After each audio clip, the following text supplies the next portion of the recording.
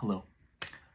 If you are seeing this, this will be your horoscopes for all 12 zodiac signs from March 24th through March 30th. As always, timestamps will be in the description box below. Timestamps will be in the description box below. Nobody who needs to hear that will ever see this, unfortunately. But anyways. And if you would like a personal reading from me, you can check out my Etsy and my email down below. That's how you can get into contact with me. And yeah, that's how we can organize your personal reading. Anyways, see you at your horoscope. Okay, now with the intro out of the way, y'all, let me tell you, because tell me why I filmed this intro earlier and I opened the video, right, and it was just a black screen, and I'm so irritated because I took the tastiest nap just now. It was 3 hours and my hair was all messed up because of it, because I was sleeping that good, y'all. So I had to fix my hair so I can, girl,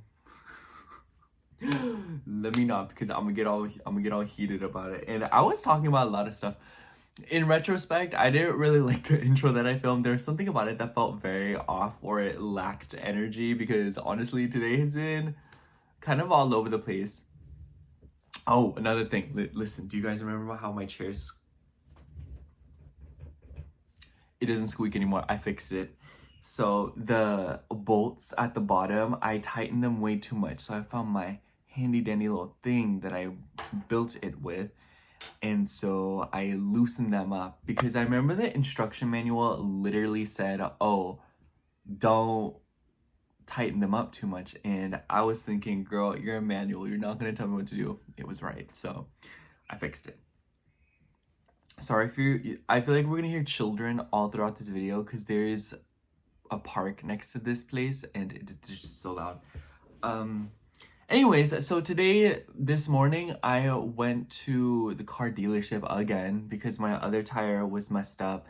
And TBH, I was kind of mad about it, but looking at it for what it is, I realized that my tire was actually really old. That tire was still on from when I first got the car, so what a trooper, y'all. So in my brain, I was thinking, oh, just get it replaced, because it was starting to go flat.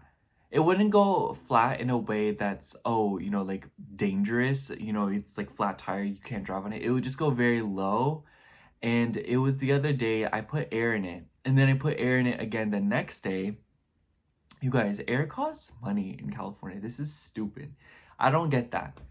If you are a government official watching this or something, I need you to think about how air costs money. I need you to think about that for a moment.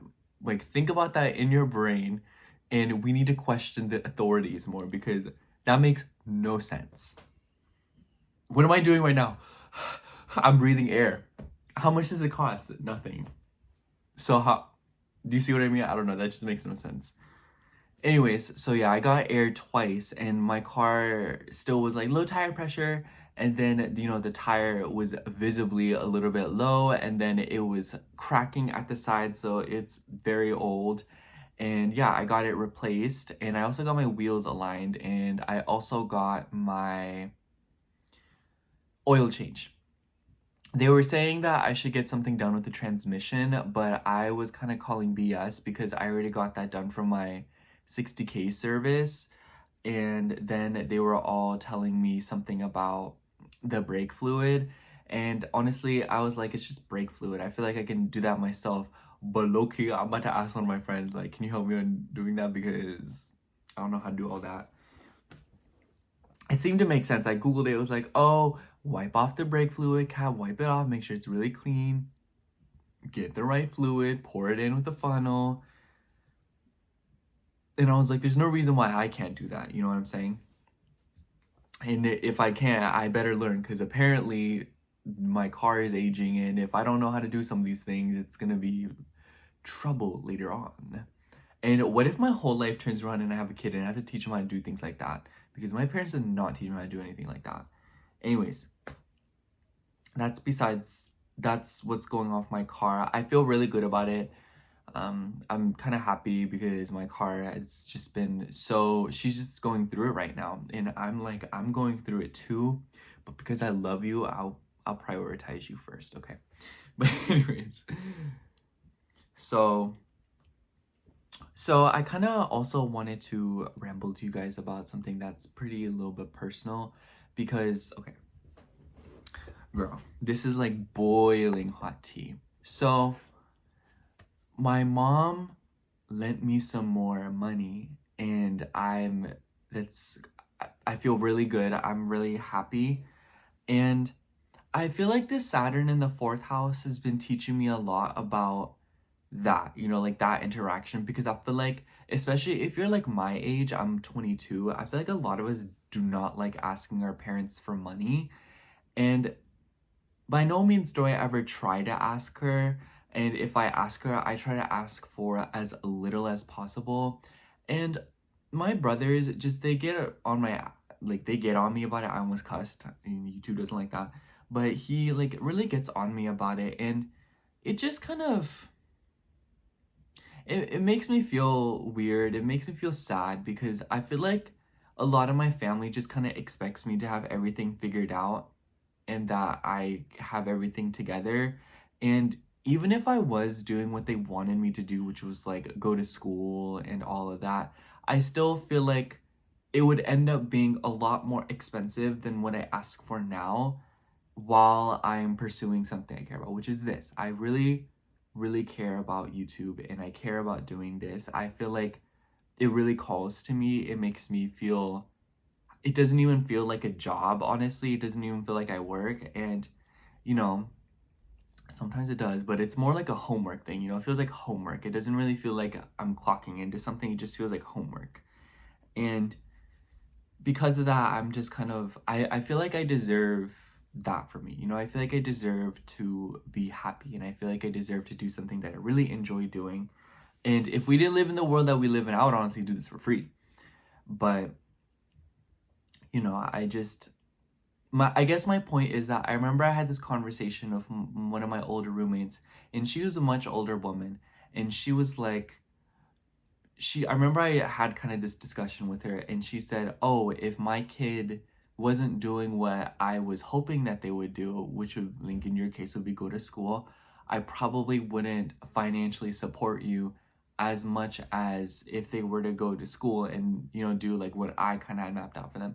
And it's kind of like a double-edged sword in my eyes, because I understand what she meant, but at the same time, I kind of just feel like I don't like the idea that parents kind of expect their kids to be a certain way and live out a certain fate or lifestyle. Maybe that my perspective on that will change if I ever have my own kids, but even then, I still kind of just feel like wouldn't you want your kid to do things that they like, even if they end up failing miserably and waste all their time? At least they learn a valuable lesson out of it. And I don't know, I feel like it's kind of a touchy subject, you know? I feel like everyone has a different opinion on that. But, you know, obviously I know some of you all are parents, and I know some of you all are, we've all been a child before. But, you know, that's kind of just, there's no really conclusion to it. More so that I feel like I have a different perspective on asking my mom for money, and how like I perceive money and how it interacts with my family. Because yeah, I do understand that I'm not doing what they hoped me to do, but at the same time, sometimes it doesn't even feel like they want me to do what they want me to do because they want me to do it. It makes me feel like they want me to do it because they want like the third child to like succeed, or they want, you know, like I'm like their only hope or something. And, you know, it just, it doesn't make me feel like they want it for me because they want it for me. It feels like they want it for themselves, and I feel like it's very misguided, because they've literally achieved the American dream of having, you know, like financial stability and like being able to make decision, but it's like at what cost, you know? And watching them live that fate, this is how I am. If you are nothing that I want to be, I'm not going to take advice from you, and I'm not going to listen to you. I feel like people I remember when I worked at McDonald's, there was these people like 3 times my age still working there, and they would tell me advice on how to live my life. And listen, I'm not dogging on your job. I'm not dogging on what you're doing. I'm just saying that this is not where I see myself in any amount of time, like more than the past like 2 years. And I simply don't feel like I should be taking advice from you, because why? Do you see what I mean? I don't know. And obviously, I know, I feel like maybe some of that's a little bit controversial. Maybe not everyone agrees, and that's like whatever. But that's like for me. You know what I'm saying? Like that's my take on it. That's what my values are.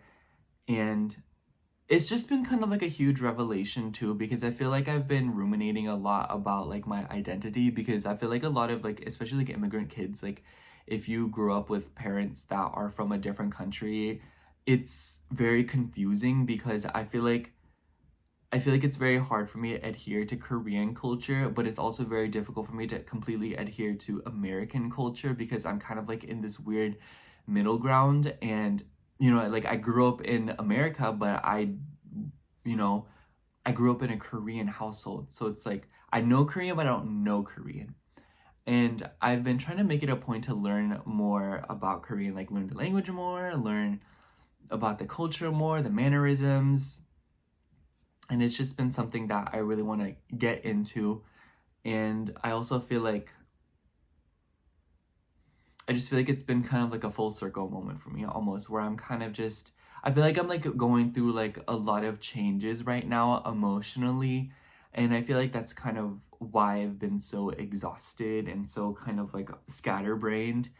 And I feel like it's because I'm literally going through like a metamorphosis. I don't know. I don't know if metamorphosis is the right word, but I just feel like it causes me pain, but I'm simultaneously just like really glad that I have the time and space to just think as of late, because I know April and May are going to be low-key really fast-paced. And yeah, I don't know. I guess I also just want to say thank you. I feel like a lot of people on here believe in me, and you guys have like hope in me, or like you guys, you know, see my perspective on things. And it means a lot to me, because I feel like I didn't really grow up where people believed in me. I feel like people grew up just expecting things out of me, and you know, it's just nice to do something that you like and have people support that, because I feel like the people who are supposed to support it don't really support it as much as I want them to. But I know my mom, I know she supports me. I feel like if she really didn't care about me, and if she really didn't like what I was doing, she would not give me anything. She would not give me a light of day. You know? And I don't know. I just think that that is also kind of like, she'll probably never see this, but you know, like, thank you, Mom. And thank you to all of you too. I just like, I never want to lose sight of this. And you know, maybe like if I ever get like rich and like lose my mind, I don't know. But from what I can tell right now, here in the moment, on this day, March 22nd, 2025, 3:22 p.m. in the afternoon, or actually, would it be 2:22? Because I think this clock's wrong, but that's what I have. That's what I have for today's Ramble. Thank you. And I hope you all know that when you, like, I feel your support, and it makes me feel very happy. And I hope, like, I'm glad that we like benefit off of this. Like, we both, you know, like, I'm doing something I love and you guys are supporting me. And then I'm like giving you guys something to help. Like, I don't know, like I always see comments like people are like, oh my gosh, like I really appreciate this, or like, you know, like you keep me sane. There's a little pressure, okay, a little pressure. But at the same time, I just feel really glad to be that person that's bringing structure to somebody's life in some way, shape, or form. Okay. Let's get to the horoscope. This has been so long. Okay, see you at your horoscope. Thank you. All right. Hello, Sagittarius rising. If you are seeing this, this will be your horoscope for March 24th through March 30th.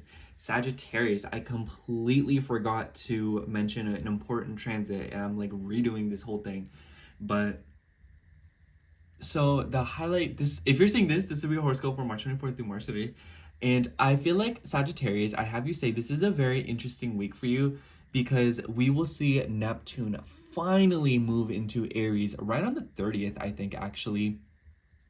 And we will also see a new moon solar eclipse in Aries right in your 5th house. And there will also be a Mars Chiron square to start off the week. Honestly, Sagittarius, this week is going to start out with a bang. I've been seeing this Mars Chiron square everywhere, y'all. It's just all over the place.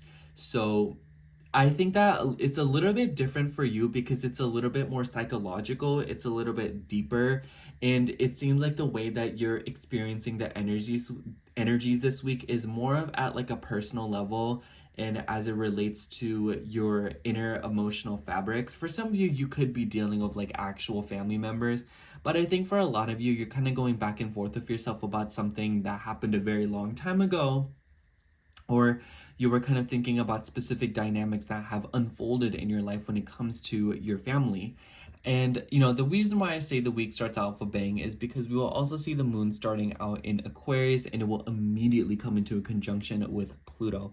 I have you say, Sagittarius, this is the week where you want to be careful when you are driving, when you're transporting, when you're communicating with people, talking to people, just anything of that nature, because the conjunctions of Pluto in the 3rd house are never fun. It doesn't have to be like, you get into like a car crash. But for others of you, like I've driven while the moon's conjunct Pluto in my 3rd house. I'm a Sag rising too. And I'll like run over a nail, and that's why I had my flat tire. Like that's literally what caused my flat tire. Like not like literally that's what it caused it, but it's like, what I'm saying, like that's like what happened that was happening in the stars as well. Anyway, so that's what I have to say to you. But later on the 24th and maybe even the 25th, not a bad time to schedule something with like an accountant, or like, if you are trying to get car service done, or if you're trying to get something done with like a vehicle, or you're trying to consult somebody, like maybe a doctor, a gynecologist, a dentist. It doesn't really matter what it is. It's just kind of that act of consulting a person over something.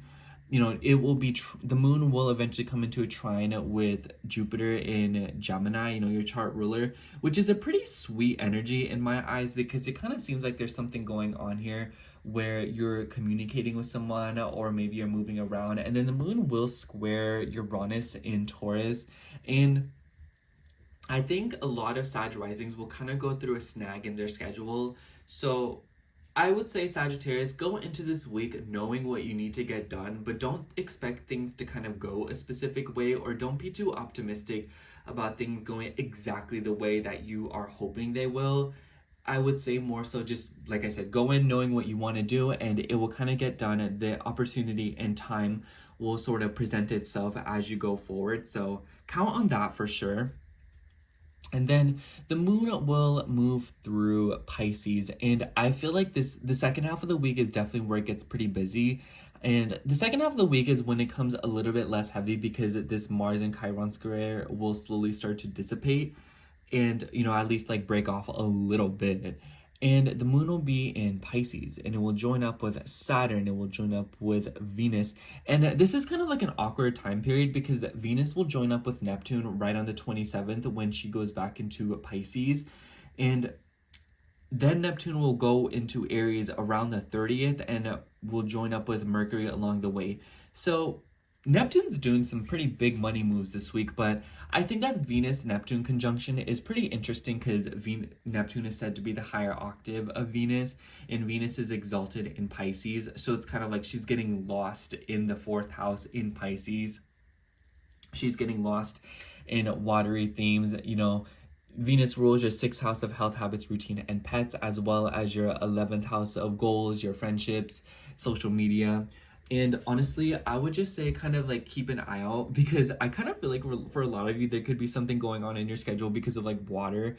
I see this as, oh, like don't come to the office today because it's flooded, or oh my goodness, something about a body of water. You know, maybe there's something about a woman who lives near a body of water.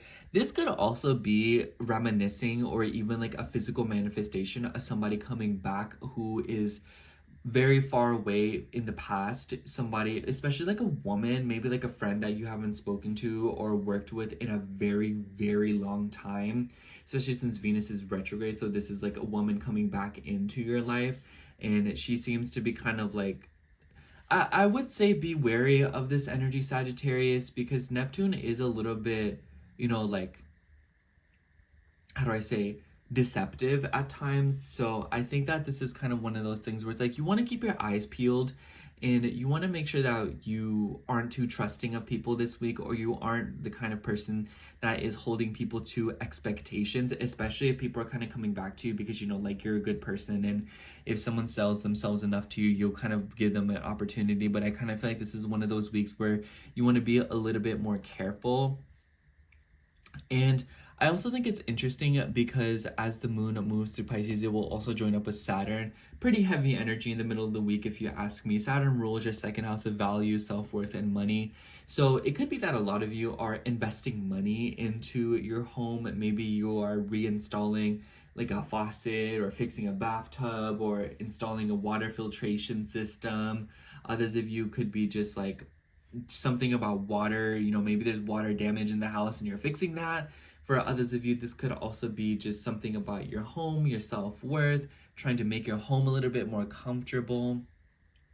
But this energy is kind of a little bit all over the place. I kind of don't think that it will kind of pan out one way, because the moon will also square Jupiter in your 7th house. And so especially if you're like the middle decan of Sagittarius, like 10 to 20 degrees, you'll notice a little T-square forming in your chart. And it seems to be like, for some of you, this could be legal matters about a home. Like, ooh, Sagittarius, this is a horrible week to sign a lease, a terrible time to sign any agreements with your home. I would not sell a home under these conditions.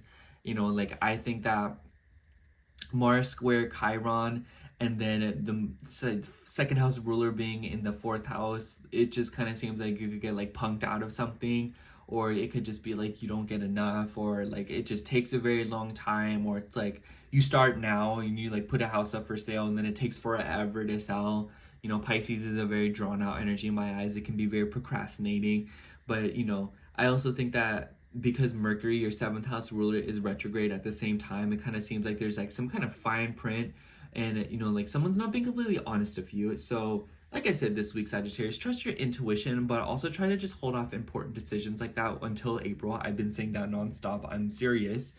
But, you know, it kind of just seems like there's something going on here at the home front, whether it be your relationships from the past, whether it be your connection to people whom you live with, or whether it be that you are literally going back and forth about legal matters, documents, papers, signatures revolving around a home or a family situation, especially if there's things going on with inheritances, with Mars being in your 8th house still.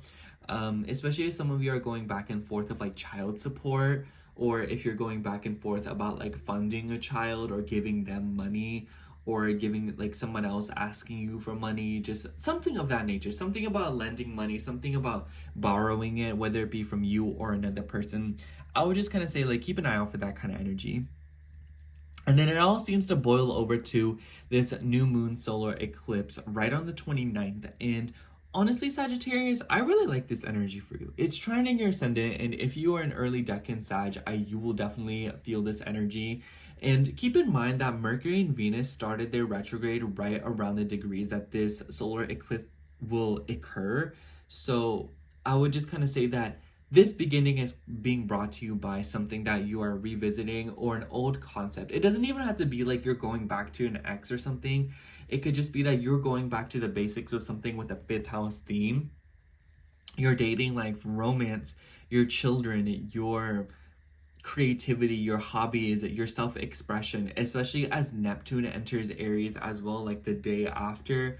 Kind of seems like whatever is going on here, there seems to be something going on revolving around your creativity. I've heard that some people will say like Neptune in the 5th could be like you're swimming, or you could be doing some kind of sport with water. I also feel like this could be something about like your children. Like I almost wonder if like you have kids that are like going swimming or something like that, or it could be that you are spending time near a body of water. But, you know, overall, Sagittarius, I feel like the energy that I have to say for you this week is don't worry so much about how this week will go down in the structure. Just go in knowing that whatever needs to get done will get done. And when you try to force things together, it necessarily won't work out in your favor, but that's because things are kind of supposed to unfold a specific way. And it seems like right now you are going off based on the reactions of other people, or there's just like a very, you know, if your seventh house, with your ruler being in the seventh house, it seems like a lot of your life right now is based on your relationships and other people. So take care to control that and your urges, because I feel like this week might present you some emotional urges, because there will be discomfort, there will be pressure. That's the truth. I think that with the fourth house energy, like there's no way for me to say like, oh, you know, like, no, like I think that the fourth house energy is going to be pretty heavy this week, and I feel like there will be tough things that you're trying to get off your chest, communicate this week, and it seems like you're kind of like running around trying to get things done despite the fact that you may be feeling a little bit depleted. That's all while you're probably dealing with snags with your self-esteem, your self-worth, and what you feel good enough for. This could even literally be something about your finances, Sagittarius. But know that this new moon solar eclipse will heavily reward you taking time and allowing things to process. Sorry, my nose is getting super stuffy. Take time to process things, and the more you control emotional urges and the more you welcome discomfort to address deep-rooted feelings, the better off you'll be, and the more rewarding the solar eclipse will be, because you'll be allowed to see something with a clear bird's eye view. Like, it's giving Eye of the Tiger. So that's all I have for you, Sagittarius. I really like this week for you, so, you know, I like this for us, if you know what I'm saying. But thank you so much for watching. I hope the horoscope resonated, and if it did, make sure to like, comment, subscribe, and I hope to catch you in next week's horoscope. Bye. All right, now moving on to Aries rising. So hello, Aries rising. If you are seeing this, this will be your horoscope for March 24th through March 30th. Honestly, Aries, I think out of all 12 zodiac signs, you have the most important week ahead of you out of everybody. And I think that this week will be a, not high risk, but like high effort, high reward. Because I feel like, I'm getting ahead of myself. So the highlight of the week is definitely the new moon solar eclipse that is occurring in your first house right on the 29th. We see a Mars Chiron square being featured at the beginning of the week, literally right on the 24th. You're probably already feeling the energy while I'm filming this. But we also see Neptune finally move into your sign on the 30th as well. And we also see Venus and Neptune coming into this cheeky conjunction right on the 27th. So it kind of seems like everything is a little bit lined up here, if you see what I mean. But before anything, I do want to say that in the beginning of the week, the moon will start out in Aquarius, and it will conjunct Pluto. So honestly, Aries, I kind of feel like this energy is a little bit quirky for you, because it kind of seems like there's some kind of stress or crisis going on with like social media or the internet. And honestly, girl, if I was you and you've been paranoid about your accounts, I would change passwords. I would double check social media security. I would also keep an eye out for friends. I feel like because the 11th house is friends, and like Pluto is the 8th house, be wary of friends coming to you of crisis. Be wary of friends going to you to ask you for money. But I also feel like this could be like FOMO, like fear of missing out. So honestly, Aquarius, if you're kind of like, or excuse me, Aries, if you're going into this week kind of like confused about something, or, you know, like not like afraid of like fitting in or like missing out on something, just kind of like disregard that and just let the energy dissipate.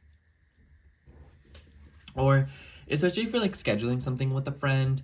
But the moon will eventually come into a trine with Jupiter and square Uranus. Pretty interesting. I feel like there's like a future oriented. I feel like the conjunction of Pluto, y'all could be really concerned about the future. I feel like you Aries placements have been super stressed out about the future, and it kind of almost seems like this Pluto conjunction is exacerbating it. So just know that with the trine to Jupiter after the conjunction, it might be like, oh my gosh, like I don't know what I'm gonna do with my life. I just like don't know where I'm going.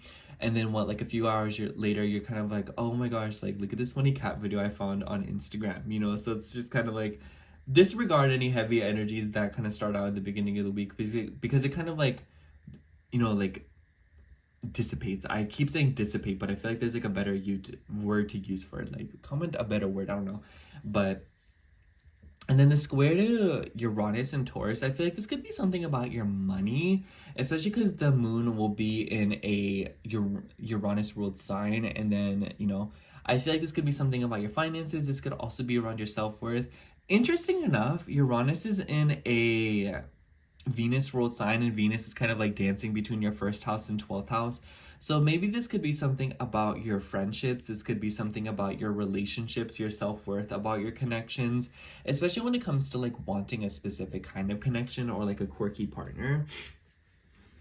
But for others of you, this could be something about your finances and like the future longevity of it. So just kind of like, I really have no comment to say about that, Aries. This is all just kind of like energy that is presenting to you valid fears, but it is showing you that like these are fears. What are you going to do about it? Are you going to work out of anxiety and kind of like make it worse, or are you going to keep a level head and make it a point to work around this and build a solid foundation, which is what your chart ruler squaring Chiron is helping you do in the beginning of the week. It starts with your family, it starts with your home, it starts with things that have happened in your past and how it impacts your identity, how you see yourself. And I honestly think that Neptune moving into your first house is kind of creating this dreamy energy.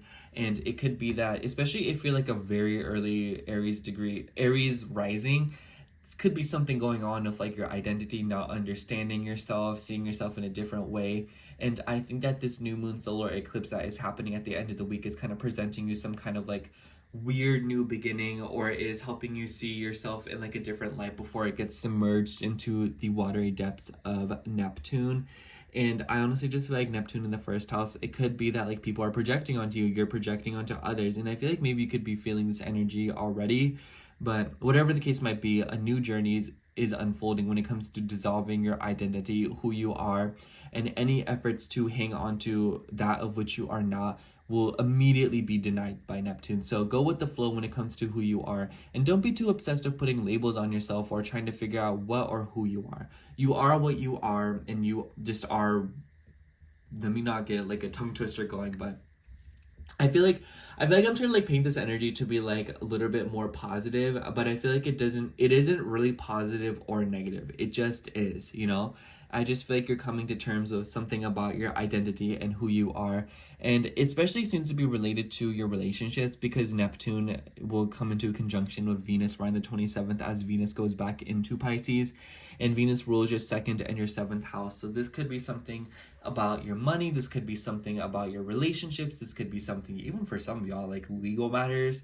But you know, I kind of feel like, especially because the moon will move through Pisces in the middle of the week, join up with Saturn, the nodes, Venus, Neptune. So something going on here with like your subconscious, your sleep schedule. Well, I almost wonder if some of y'all are investing money into your sleep, your bedroom, a new mattress. But for others of you, this could be something about confusion regarding your career and also your subconscious like habits, because the 12th house can be the things that you do to self-sabotage yourself. So how are you self-sabotaging your self-worth? How are you self-sabotaging your relationships, your financial situations, your career?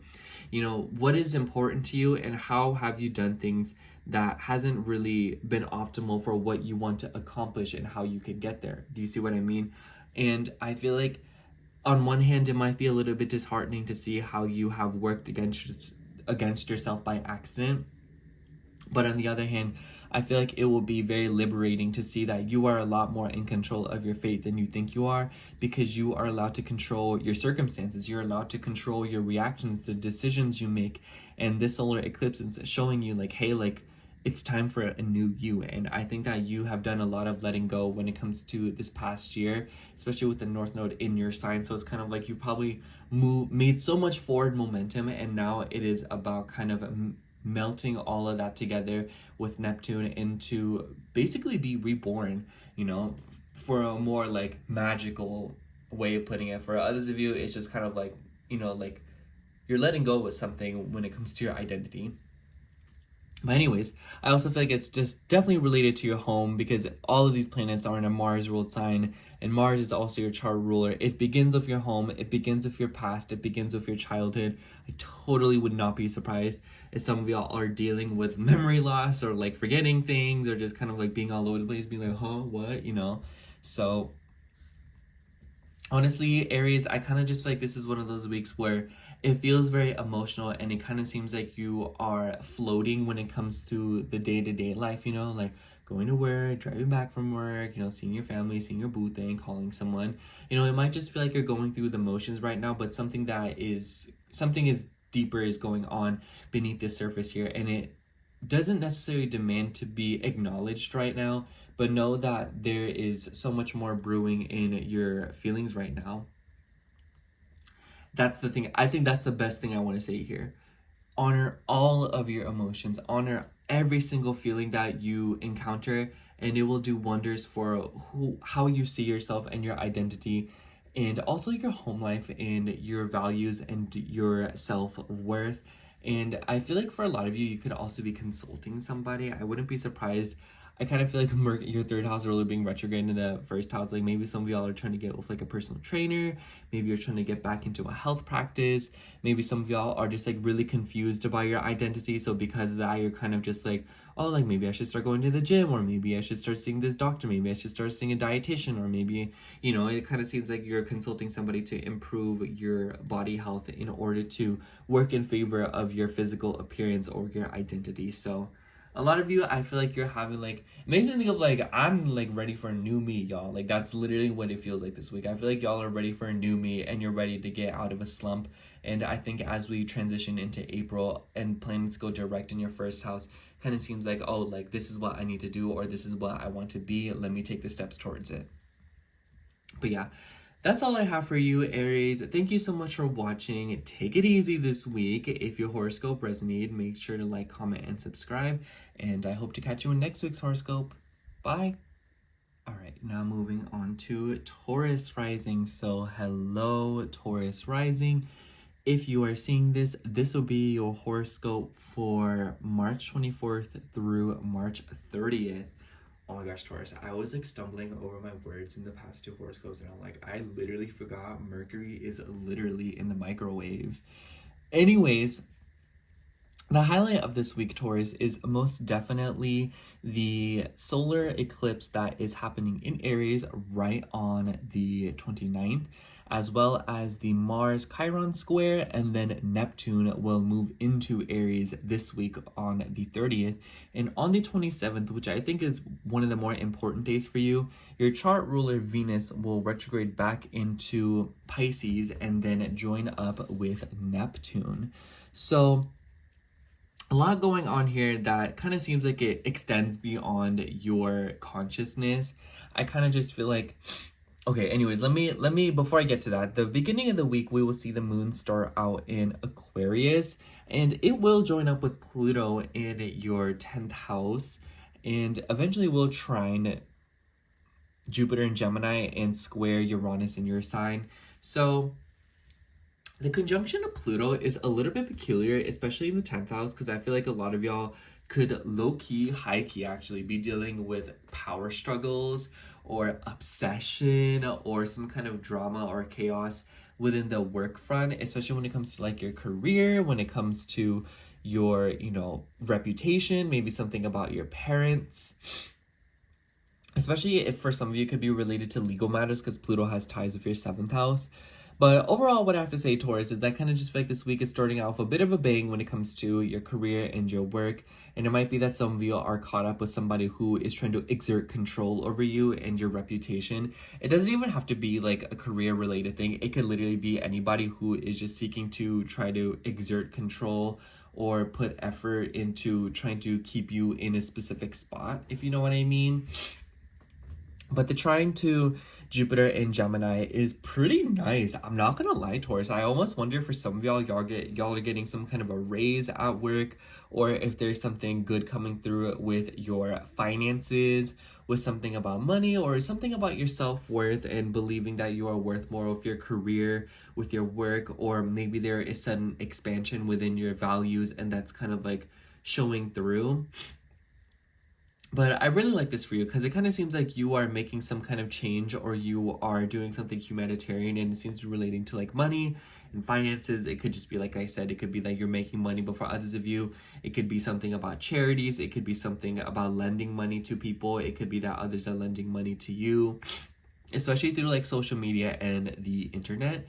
And then the moon will square Uranus in your sign. So I kind of feel like this could low-key just be like a restlessness of your work. I feel like a lot of Taurus risings are going into this week like, man, like I'm tired of working, or man, I'm so tired of doing the same thing over and over, or oh my gosh, like this is what I can do for career, this is what I can do for work, or kind of having like sort of an unconventional take with your work and your status. But I also feel like some of y'all could be feeling a little bit like all over the place. Like I always wonder if this is you changing your status on Facebook, or changing your profile picture, restarting your Instagram feed. A lot of you could be going through that. Aquarius is social media, Uranus is like, I wouldn't be surprised if y'all are like in this mood of like, I'm trying to be different, y'all. Like maybe if you're feeling like, man, everybody thinks like everyone's the same, like let me just be like not like everyone else. So keep an eye out for that energy. So I kind of feel like, and then at the beginning of the week, we will see Mars and Chiron in a square at the same time, which is a pretty tense energy. The nice thing is, though, that this Mars is sextiling your ascendant, and it is also sextiling Uranus. And so it is bringing some kind of change into your life. I think that for a lot of you, this could be something about like seeing a therapist. This could be something about seeing like a doctor of some sort. I think that because Mars rules the chest and the Aries rules the head, this could be like you're consulting someone about this area of your body. For others of you, this could be something about your home. I almost wonder if you are contacting a realtor, or if you're trying to get into contact with somebody to kind of help you something. It doesn't really matter who you're contacting. The point is that I feel like a lot of you are trying to contact someone this week, but I also feel like this could be like healing through communication. Girl, I would be careful with a Mars Chiron square over the 12th and 3rd house. That's giving self-sabotaging behaviors through communication, especially like heated communication. Not a good time to be yelling at people, not a good time to be in like tense convos. Like I totally see this as someone's yelling, someone's getting mad, someone's getting in their feelings, and it could be very like a hostile energy. If you want to see how this will kind of turn out, look back to the beginning of February when we last saw this aspect, and just know like the same thing will pretty much come over all over again. And mind you, that 22 degrees is associated with Capricorn, so it could be related to like status or like work or something. But I just feel like this could be like a smack talking energy as well, or some of you could be like overthinking or just getting in your head about something. Just let this energy pass you by, Taurus. For others of you, it could be that you're struggling with sleep. It could be that you are tossing and turning all night. So kind of keep an eye on that. Get as much rest as you can, and don't be afraid to invest into your sleep. And then we see Venus go back into Pisces right on the 27th and join up with Neptune. Pretty interesting energy. Venus also has ties with your 6th house, so it could be that a friend that you used to work with is coming back to assist you with something. I almost wonder if she's helping you, or this could be you going back to a friend, and maybe some of you are going back to like a work situation because of that, like you're meeting up again with like a group of friends or a group of people. This could be something about social media as well. It's the 11th house. I almost wonder if somebody is coming back to give you like a work opportunity or like an offering. Excuse me. But overall, I kind of just feel like there's something going on with like 11th house themes with like a friend, with like a routine, a health situation, and it seems like somebody is coming back to assist you with something. I almost wonder if for some of y'all this could be like, oh hey, like remember when we used to go to the gym together? Do you want to do that again? Or hey, I used to work with you, we should hang out. Something like that could be happening. With that entanglement to Neptune though, I would kind of be wary of more deceptive energies, in the sense like, you know, like keep an eye out. Sometimes people might be moving a certain way and you don't want to be dealing with that, Taurus. So that's all I have to say about that. And then we will see the solar eclipse right on the 29th. And this will be happening in your 12th house. Mind you, Mercury will get close to Neptune and join up with Neptune, and the moon will also join up with Mercury. Mercury rules your second house as well as your, sorry, my mind went blank, your fifth house. I totally almost wonder if this could be something about like a fling or something about like a romantic fling. This could also be something about children. This could involve your values, your money. Be wary of bad behaviors around this area of your life, Taurus. I also feel like, as Mercury likes to bring news, and because it's the ruler of your second and your fifth house, this could be like news regarding money. This could be regarding child support. But for others of you, this could be like a secret conversation or a talk that you're having with another person. This could just be like something that you're thinking about. This doesn't necessarily have to be like news being brought to you. This could just be that you are thinking about your money. You are thinking about, you know, your self-worth. You are ruminating about like a past fling. You're ruminating about, you know, something about a child. You're ruminating something about your self-expression. Maybe you're trying to get back into hobbies. Maybe you're trying to get back into some kind of activities, and maybe you're trying to join like a group of people to help you do that. But a solar eclipse in the 12th house, it's a very subconscious thing. Pay attention to your dreams this week, Taurus. I wouldn't be surprised if a lot of you are just having like very bizarre dreams. And with the ruler of all of this being in your third house, it definitely seems like it's about your communication, the way you're talking to people. It could be something about like moving around. And be wary of driving while you are angry. I feel like some of you Taurus risings could be especially road raging this week. I also feel like this could be something about like trying to consult somebody about like behaviors, or this could be like repressed anger coming up and it's time to communicate them, especially when it comes to like your family and your siblings. So if you're going back and forth with siblings, or if you're going back and forth of like people that you are related to, I would just kind of like watch out for that, because I kind of feel like it could end up in like an explosive argument. So this is the kind of week where you want to bite your tongue and avoid saying things that you cannot take back, okay? So that's really all I have for you, Taurus. I kind of just feel like this is one of those weeks where it's like, above all else, you just want to watch what you're saying and make sure that you're getting plenty of rest, because it kind of seems like those two things are intertwined. Because frustration will be very easy this week. Frustration will get into you very quickly, and it'll be very easy for you to get irritated. So I think that this is the kind of week where you might want to be taking the stops to be by yourself, isolate yourself. Now, I'm not saying like to do that, but like with the 12th house stellium building up, I think that this could be like, maybe you're just wanting to be alone, maybe you're just wanting to spend time by yourself, or you're just wanting to kind of like step away from it all. Absolutely do that. Take all the time you need to rest and recuperate your energy. And don't be afraid to be a little bit more selfish with yourself, you know? Like Aries in the 12th house, it could be that there's guilt, or there could be difficulties around being more selfish, choosing yourself, doing things more for yourself as opposed for others. And I feel like this dynamic is kind of being scrutinized, and I feel like this solar eclipse is teaching you new lessons on how to be conditionally selfish in a way that is not harmful to you or anybody else. It's just teaching you, you know, prioritize yourself, put more effort into yourself, and bet on yourself more. Anyways, that's all I have for you, Taurus. Thank you so much for watching. I hope the horoscope resonated, and if it did, make sure to like, comment, and subscribe, and I hope to catch you in next week's horoscope. Bye! Okay, now moving on to Gemini rising. So hello, Gemini rising. If you are seeing this, this will be your horoscope for March 24th through March 30th. The highlight of the week, Gemini, is easily the solar eclipse in Aries that will be occurring on the 29th. And the day after, we will also see Neptune move into your 11th house, so it'll also ingress into Aries, which I like for you, because I feel like a lot of Gemini risings have been like, what do I want to do for work? And I feel like Neptune finally getting out of your 10th house will so be like, okay, like this is what I want to do for work, or at least there won't be so much dreaminess, haziness. I want to do this, I want to do that. It'll just more be like, okay, what can I start with, you know? More action oriented.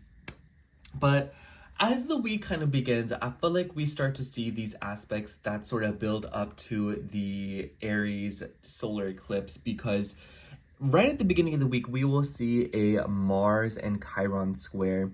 And this will be right on the 24th, and this will be between your second and your 11th house. I honestly feel like this is something about your self-worth regarding your future, you know?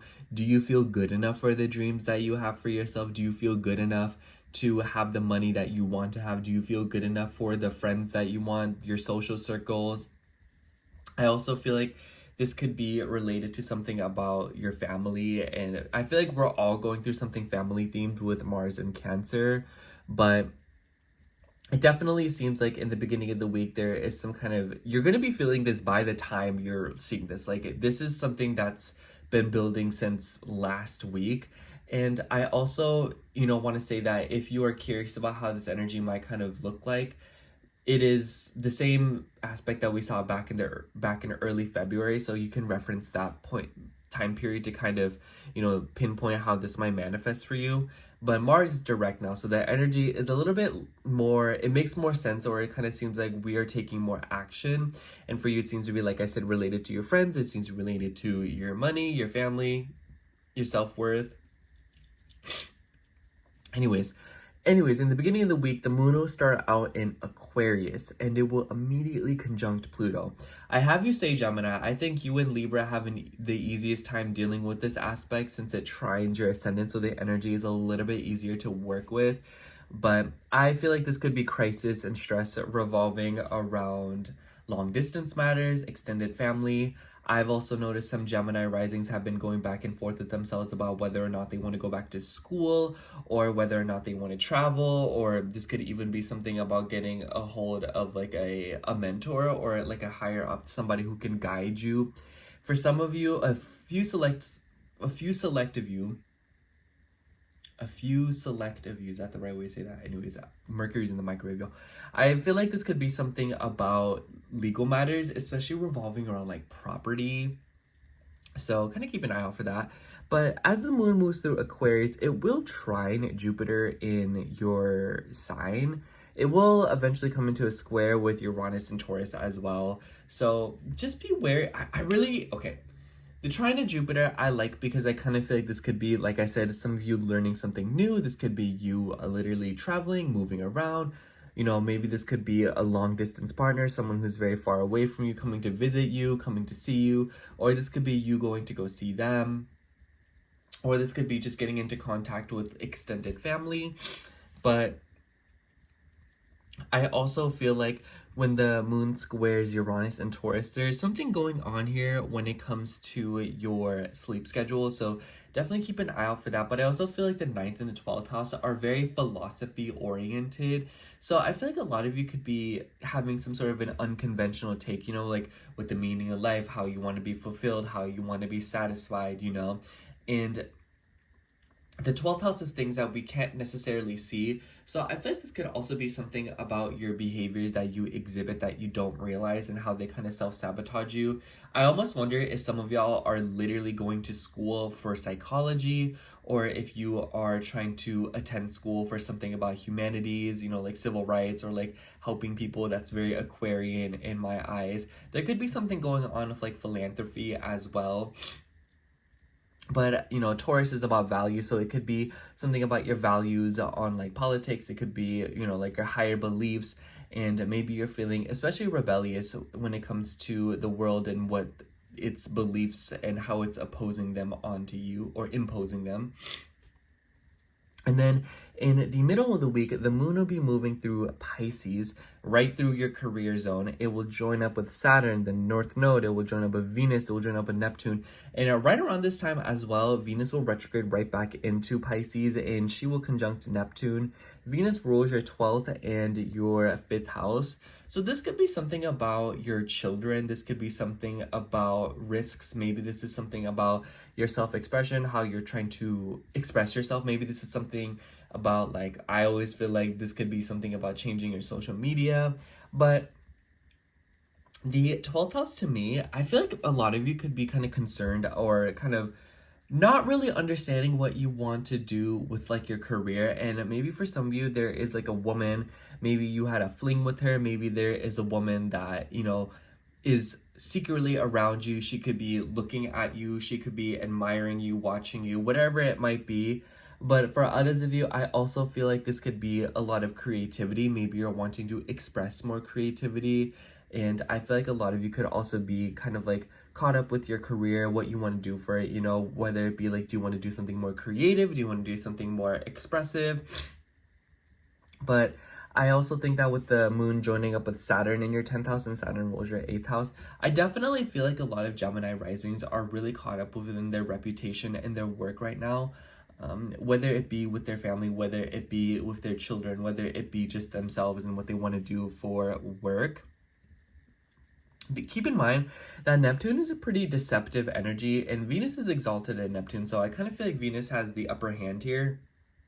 Or it kind of just seems like there is like a little bit of a tango going on within your 10th house.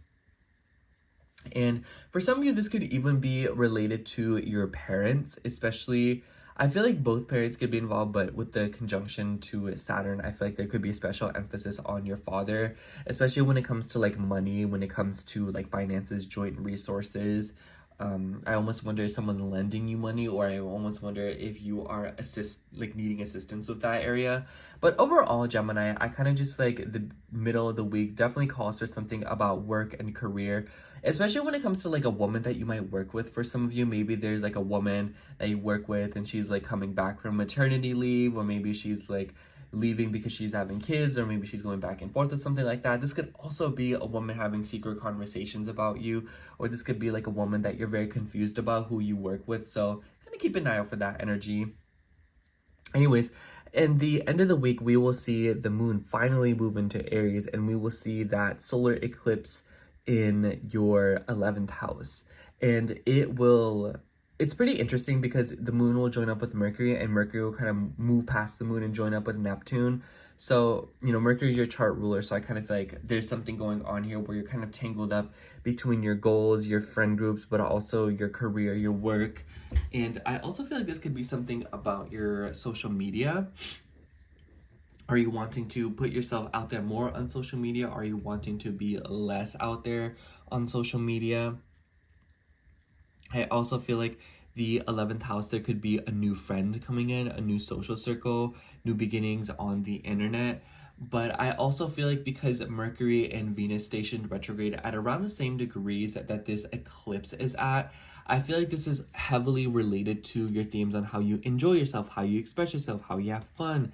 It could be related to your home. It could be related to your family. So it seems to be boiling down to very personalized things and very personalized topics, how you feel about yourself at a deeper level. And I feel like this eclipse is kind of showing you different ways that you can express that to the outside world, and something about how you're being perceived by other people right now is very important, I feel. And I kind of just feel like there's something going on here with just like an identity shift, especially as it relates to like, you know, like 12th, 1st, 4th, and 5th house themes. So Gemini, I feel like the best advice that I have for you this week is use emotions for inspiration. Don't be afraid to create. Don't be afraid to advocate for yourself, making new friends, being social, meeting new people, opportunities coming to you, especially when it comes to like your home, your family, because your chart ruler is retrograding and it's passing the moon by and it will join up with Neptune. I kind of feel like a dreaminess energy here, and know that you can manifest a lot more than you think you can. And I feel like you should know that there are definitely wounds regarding your self-worth that are coming up this week, but the more you fight through them and use the energy that you expend from, you know, doing that, you can create something beautiful. Write these ideas down. And I feel like a lot of you are about to come into some sort of clarity when it comes to your career this week. It won't be like blatantly obvious, like, oh my gosh, like I know exactly what I want to do, but it will definitely be like a nice little heads up, whether it be like a passive idea or a huge new revelation. But it all boils back down to believing that you are good enough for it, and you already are good enough for it. So you may as well just kind of like go with the flow, but you know, it's not that easy. But yeah, that's all I have for you, Gemini. Thank you so much for watching. I hope the horoscope resonated, and if it did, make sure to like, comment, and subscribe, and I hope to catch you in next week's horoscope. Bye! Alright, now moving on to Cancer rising. So hello, Cancer rising. if you are seeing this, this will be your horoscope for March 24th through March 30th. I have you say, Cancer, I feel like you and Aries are going to be feeling the energies the most this week, because the highlight of the week is the solar eclipse new moon that is happening on the 29th in Aries, and then the Mars and Chiron square that will start the week off, as well as Venus doing a little tango with Neptune. There's a lot going on this week, low key.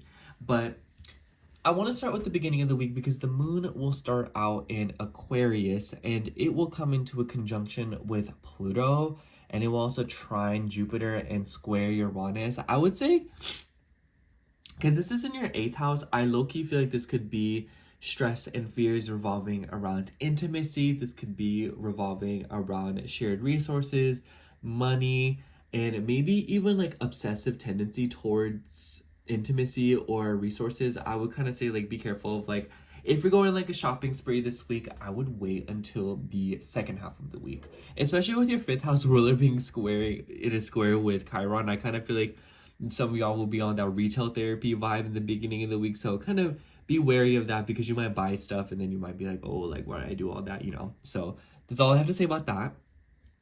But a little bit after, the moon will come into a trine with Jupiter, which I really like. I feel like a lot of you could be doing a lot of introspection in the middle of the week, or kind of like, you know, like think like Tuesday, Monday, maybe even like Wednesday. I kind of feel like a lot of you are like kind of this introspective mood. Interesting dreams. Pay attention to your dreams. Pay attention to any weird subconscious thoughts because they might be very telling about how you're feeling deep down. But I also feel like this could be some kind of like an emotional purging. I also feel like this could be something good with like your health and your routine. Jupiter does have relationships with your 6th house, so I feel like a lot of you could be dealing with something about like your routine, and maybe you're getting more serious about your routine. It could be that sleep, and it could be related to like subconscious things, and rest is related to your fertility for some of you. For others of you, I also feel like this could just be that a lot of you are just wanting to get some rest and maybe wanting to spend more alone time, TBH. And then the square to Uranus is kind of like a slap in the face. Uranus is in your 11th house, so low-key I always wonder if a friend is gonna like randomly reach out to you, be like, hey, do you want to go out? And you're kind of like, ooh, like I don't know if I want to be doing all that right now. It could also be that there is, you know, like some kind of like a random take with like how you feel closer to people, and also your shared resources. But I kind of feel like the moon moving through 8th house squaring Uranus in the 11th, I kind of feel like this could be that you are deeply searching for new people or a new tribe. Maybe some of you are feeling kind of like alone, or maybe some of you are kind of just feeling like you don't really fit into the groups that you assign yourself to or dedicate yourselves to. So it might be that a lot of you are in search of new groups of people or some kind of a new community that is a bit more eccentric and more aligned with how you feel at a deeper level, especially with the nudges to your 12th house in the beginning of the week. I just kind of feel like a lot of you could be doing a lot of introspection, and it might be that you're realizing that you are seeking out different kinds of people. For others of you, this could be literally feeling very deeply connected to your social media, wanting to be perceived differently, or maybe wanting to change your status. Maybe this could be like going AWOL on social media, like, oh, let me just delete all my social media, or oh, let me just all re-download it all over again, you know, stuff like that could be happening. And then when the moon moves through Pisces, I have you say, Cancer, I feel like you and Scorpio will deal with this energy the best. I kind of feel like you will feel it a little bit more, but Scorpio will definitely feel it more because anyways. So when the moon moves through Pisces, this is in your 9th house, it will conjunct Saturn, the North Node, Venus, and Neptune. So it kind of feels like there's a bunch of twists and turns with like educational pursuits, but also long distance matters. Maybe even for some of you, this could be like major legal matters. Saturn has ties with your 7th house, which could be associated with like documents. So I almost wonder if some of y'all are going back and forth with properties or something about, you know, like long distance matters, visas, green cards. Others of you could be wanting to travel, and maybe this is you like opening something about that. Maybe some of you are caught up in a dispute between trying to travel. Others of you, maybe this is something about your career, or not, excuse me, it could be related to your career because of the 10th house nudges, but I also feel like this could just be something about like, moving around. And this could also be for some of you long distance relationships. I almost wonder if some of y'all are getting tangled up with someone from afar, especially with Venus retrograding back into your 9th house this week. Venus having rulership over your 11th house and your 4th house. So this could be extended family kind of getting back into contact with you, especially like a woman, maybe like an aunt or a grandmother. This could be a sister-in-law or something. Maybe she is coming back, or maybe she is getting into contact with you. This could also be a friend, or a friend of a friend, an acquaintance. Maybe they are getting back into touch with you in some way, shape, or form. They could live by a body of water. They could be very far away. Some of y'all could literally be going to a body of water with somebody. Maybe you are going swimming with someone. Maybe you're going to like a beach. Maybe you're traveling, it's springtime. So some of y'all could be doing something like that. And I especially think that with the moon joining up with Saturn, your 7th house ruler, this could definitely be that a lot of you are visiting someone from afar because you are the moon. So I kind of see this as like you in some way, shape, or form are meeting with someone who is very far away from you. Maybe this is a classmate. Maybe this is something about going to school in foreign lands. Maybe this is something about, like attending educational pursuits. But whatever it might be, I wouldn't be surprised if for a lot of you, a body of water is involved. I also feel like a lot of you could be moving overseas, and it might be like, this isn't like a move that you newly initiated. I feel like this is like you going back somewhere. So for some of you, you could be moving back home, or you could be coming back from a trip, and this is like you like coming back home. This is you revisiting something, being closer to your childhood or something like that. Anyways, I also think that just like Venus conjunct Neptune, be wary of like deception, especially with like a female, one that is you are related to, live with. I also feel like for some of you, there could be water issues going on in the home. And I almost wonder if this is like low-key tied to the property matters that I was talking about, or like the legal matters. So some of y'all could be like, maybe if like a plumber did a bad job, you're like, girl, like I want you to like come fix this or something like that. Like something like that could be happening. Anyways, as the end of the week approaches, and by the way, I feel like I completely forgot to talk about this, but this, actually, I think I did. The Mars Chiron square. Sorry, y'all. Mercury's in the microwave, and I'm literally all over the place right now. But I definitely feel like the Mars and Chiron square leads up to the solar eclipse. And not only that, the solar eclipse is at around the same degrees that Mercury and Venus started their retrograde cycle. And mind you, the day after the solar eclipse, Neptune will enter into Pisces, or excuse me, it will enter into Aries. So it kind of seems like there's like a new beginning happening in your career, and it is based on you going back to something. I almost wonder if with Venus having rulership over your 11th and your 4th house, and Mercury having rulership over your 12th and your 3rd house, this could be like, maybe some of y'all are going back to a job. I almost wonder if for some of you, you took a break for something.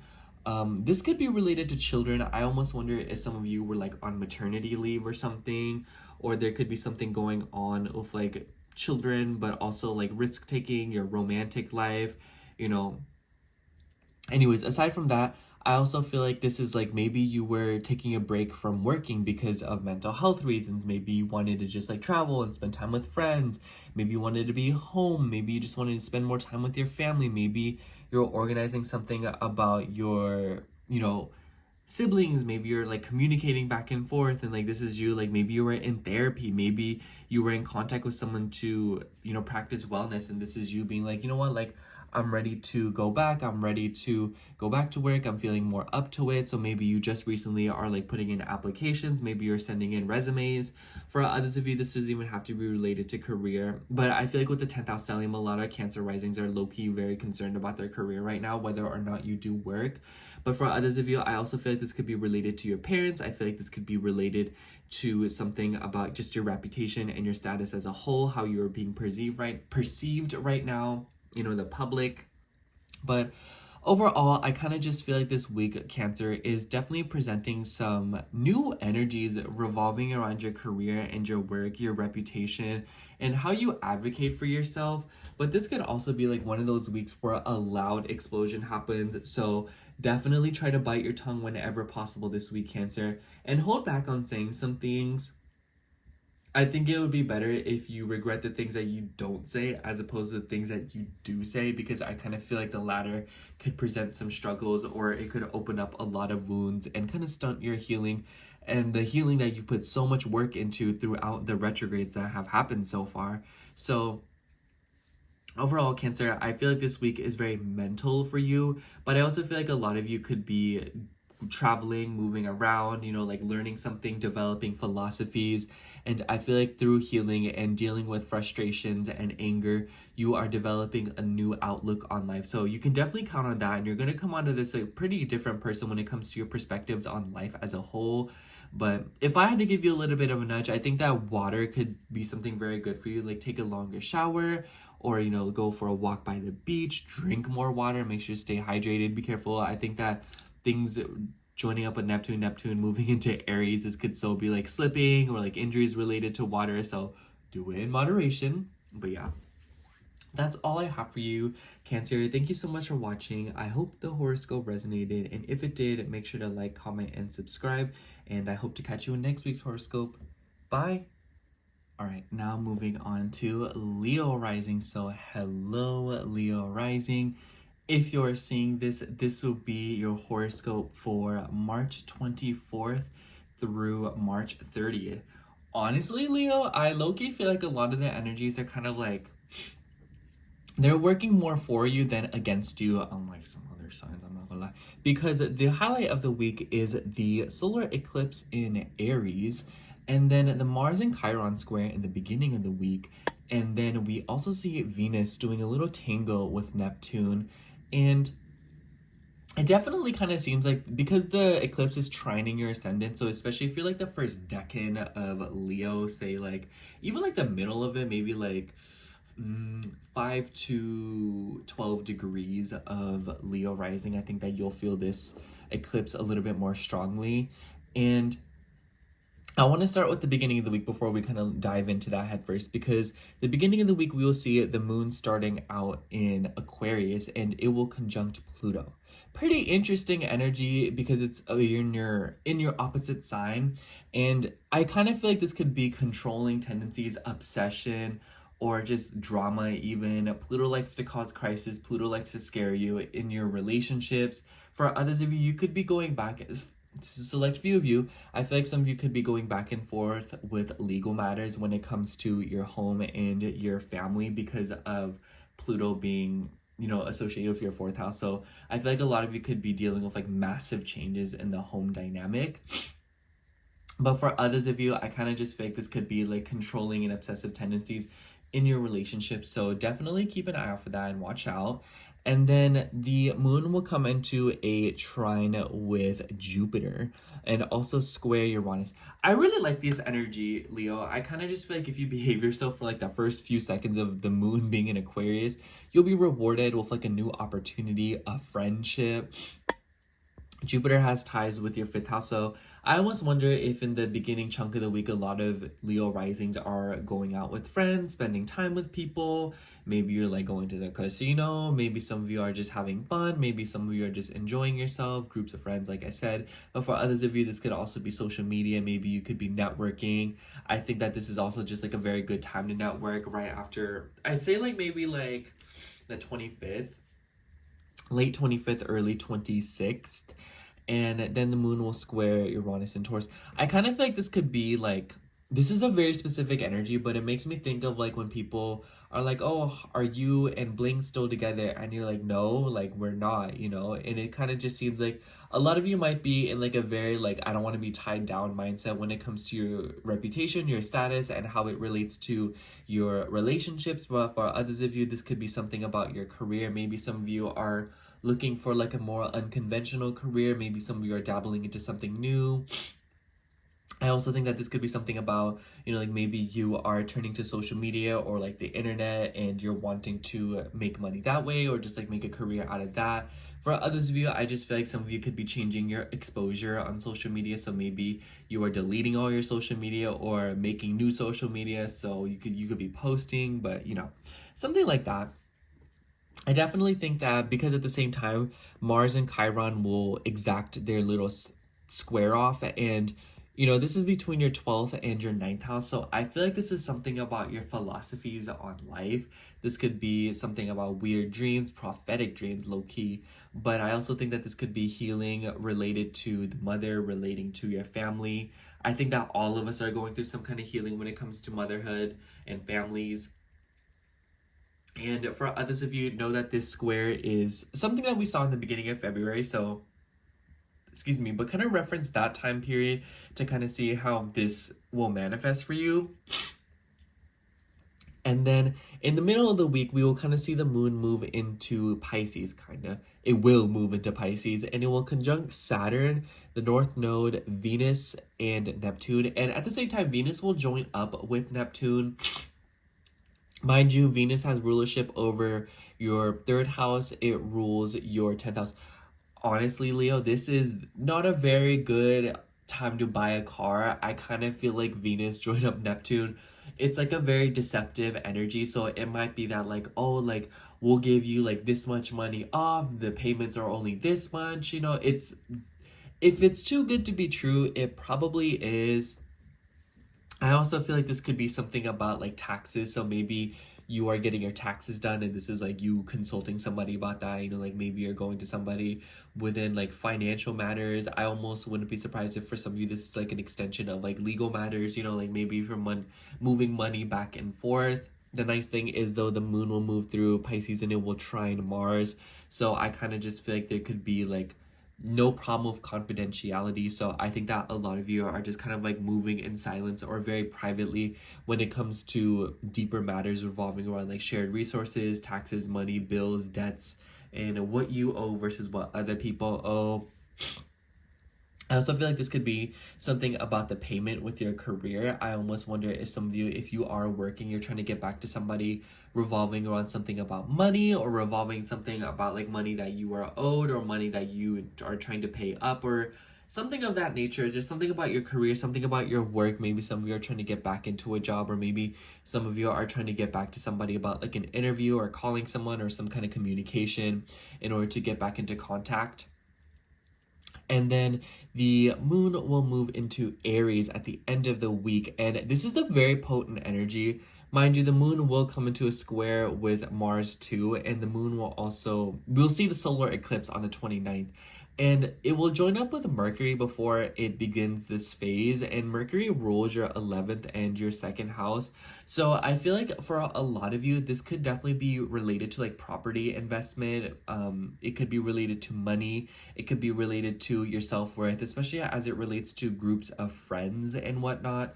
So you could be feeling the pressure, you could be feeling the heat when it comes to relating to people, but also situations of long distance matters of people who are far away from you. Maybe some of you are trying to go traveling. Maybe some of you are moving very far away. Especially with the square to Mars in your 12th house, it literally makes me think of like traveling somewhere that you've never been before and you're kind of like freaking out and you're like, I don't know what to do, y'all. Like, I've never been here. Like, what do I, you know? I also feel like this could be something about your philosophies. I feel like this could be your outtakes on life, or not outtakes, but you know, your takes on life and your perspectives. And for some of you, this could also be related to education. I feel like this new moon will be very enlightening. And for some of you, it can manifest very literally where you're moving about, going back to school, or doing something in that regard of your life where you're kind of just like moving around. But for others of you, I definitely feel like this could be more of like an internal thing where you are changing from the inside out, you know, your takes on life, your philosophies. And mind you, Mercury and Venus started at the they started their retrograde cycles at the same degrees that this eclipse is at.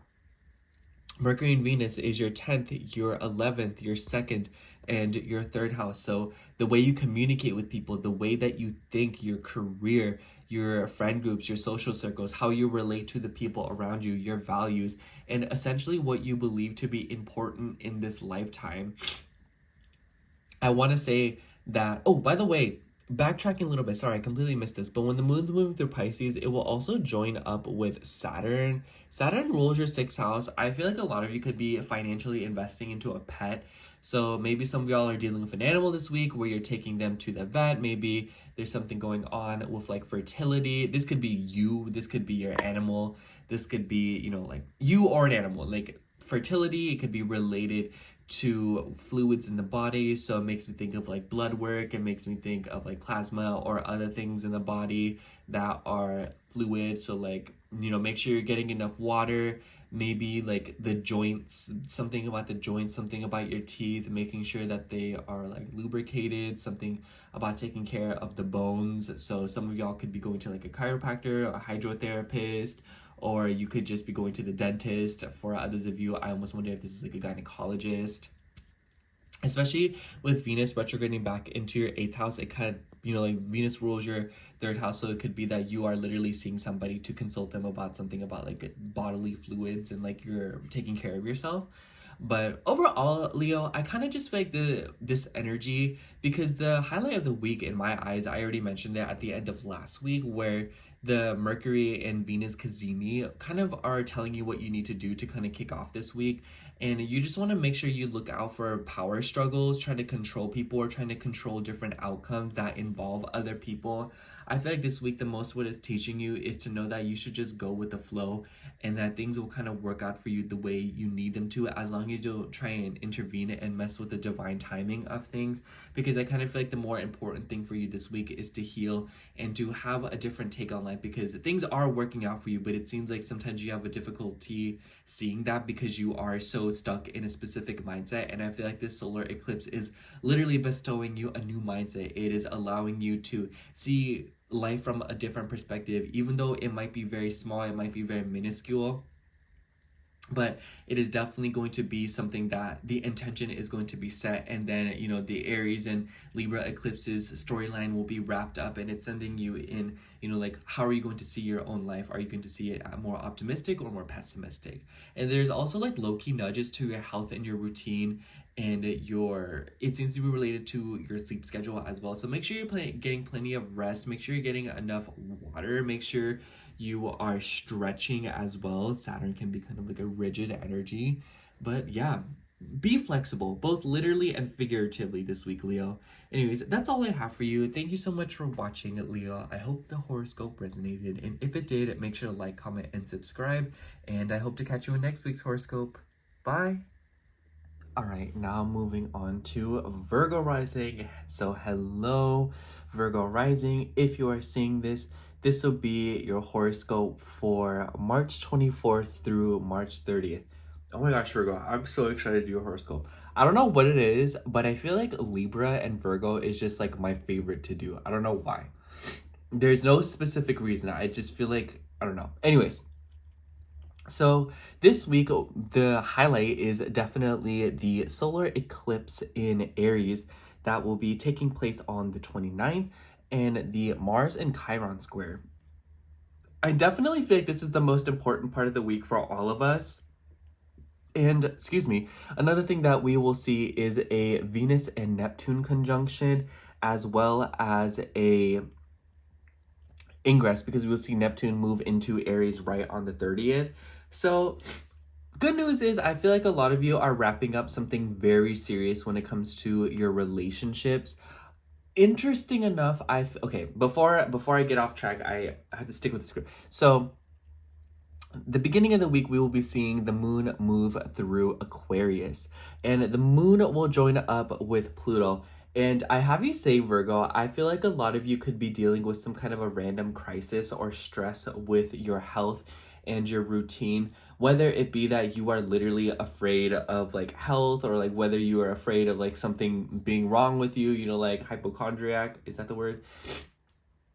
Pluto does have its ties with your 3rd house. So I would definitely be wary of driving in the beginning of the week, or there could just be like a snag in a schedule. So I would just kind of give it a second, and I wouldn't try to plan anything too important at the beginning of the week, because it kind of seems like things will just kind of fall through very easily and slip right through your fingers, because, you know, like a Pluto conjunction in the 6th house, it makes me think of like scheduling a very important interview or having something very important to attend, and then you completely forget about it, plans overlap, and it just doesn't like work out, you know? So I would say that if you're trying to initiate anything, or if you're trying to make something, you know, like pan out, I would kind of wait until the second half of the week, because that's when the energy will be a little bit more concise. And then another thing is that the moon will come into a trine with Jupiter in Gemini and square Uranus in Taurus. Definitely another thing going on with like your schedule. I think moon in Aquarius just as a whole for you will be very all over the place. But when the moon trines Gemini, or Jupiter in Gemini, excuse me, I kind of feel like this is something about your career, something about your work. Since Jupiter has ties with your fourth house, it could be that there is trine, or like a, not trine, an expansion or an increase when it comes to your work and home dynamic. And it could be because of a routine. So it might be that you all are picking up more responsibilities at work. It might be that you are picking up more responsibilities at home, or you are adopting something new with your schedule. So that could definitely be significant for a lot of you. But the point is, Virgo, I kind of feel like the beginning of the week, you will see the most changes from the little things. So just know that the little habits that you practice on a day-to-day basis will be the things that bring you the most change this week. And you of all signs would know that. And when the moon squares Uranus and Taurus, I low-key feel like this could be like another random thing with a schedule. I feel like Virgos have been like on and off of their work routine for the past few weeks, where it's like you get called into work randomly, or something happens within like your schedule. And this could be something like maybe you're having to commute for work all of a sudden. Maybe there's like long distance for some of you. You could be feeling, especially like maybe tied down by your routine. I almost wonder if this is like, man, I really want to travel. I want to see more, but I can't because of work. I want to do more, but I can't because of work.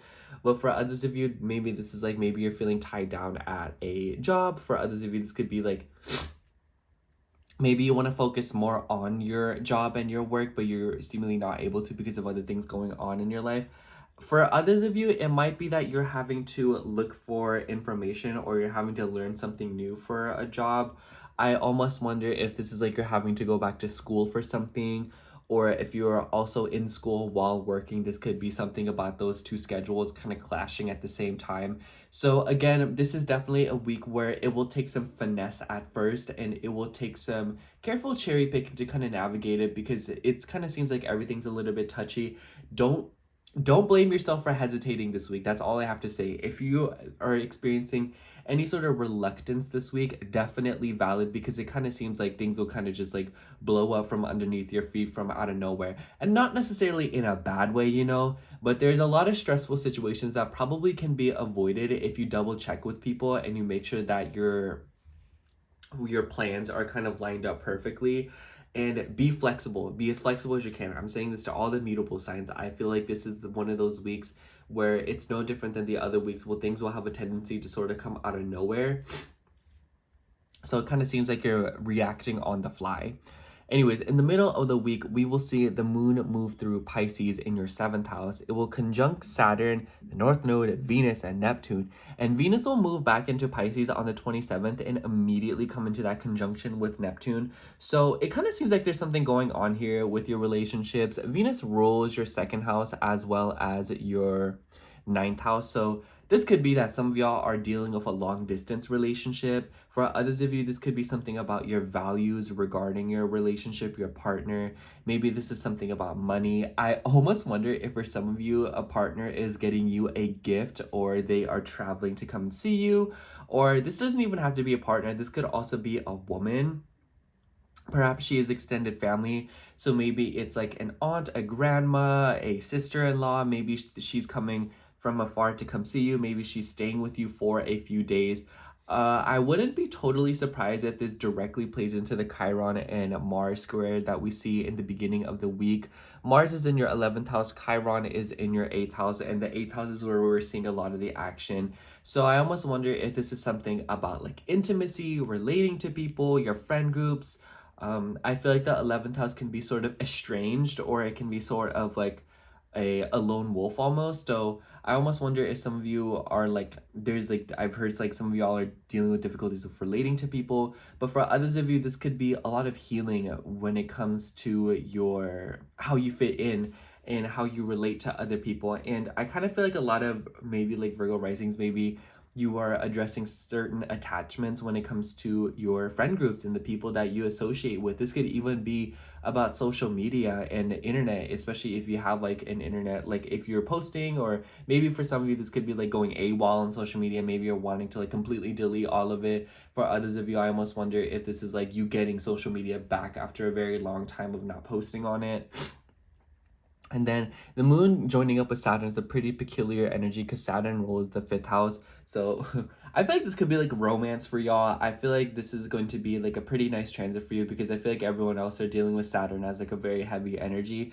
But I feel like for you guys, you are making the time to spend time with somebody this week, or maybe you're just setting aside time this week to enjoy yourself more, have more fun, or do the things that you want to do. And it might be this that is kind of causing some of the topsy-turviness in your schedule. So definitely it might be kind of annoying to have to schedule having fun. Maybe you of all people would enjoy doing that, Virgo, but generally speaking, I just think that this is one of those weeks where it's like you're wanting to do something and it might be getting in the way of what was originally scripted. So kind of take note of that.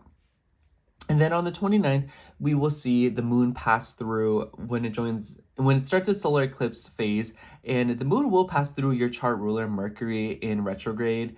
And so I kind of feel like Mercury going back into Pisces this week and joining up with Neptune, there could be a lot of deception when it comes to like intimacy relating to people, or it could be like a sudden like tsunami of emotions hit you. But for others of you, this could be like a lot of confusion, and this could be like maybe trying to get back to the basics in a relationship, or like maybe even for some of you, this could be about legal matters. I totally wouldn't be surprised if some of you are going back and forth of like custody with children, or child support, or financing a child, or maybe some of y'all are like placing bets for something, you know, like you Virgo risings have low-key gotten obsessed with gambling, some of you.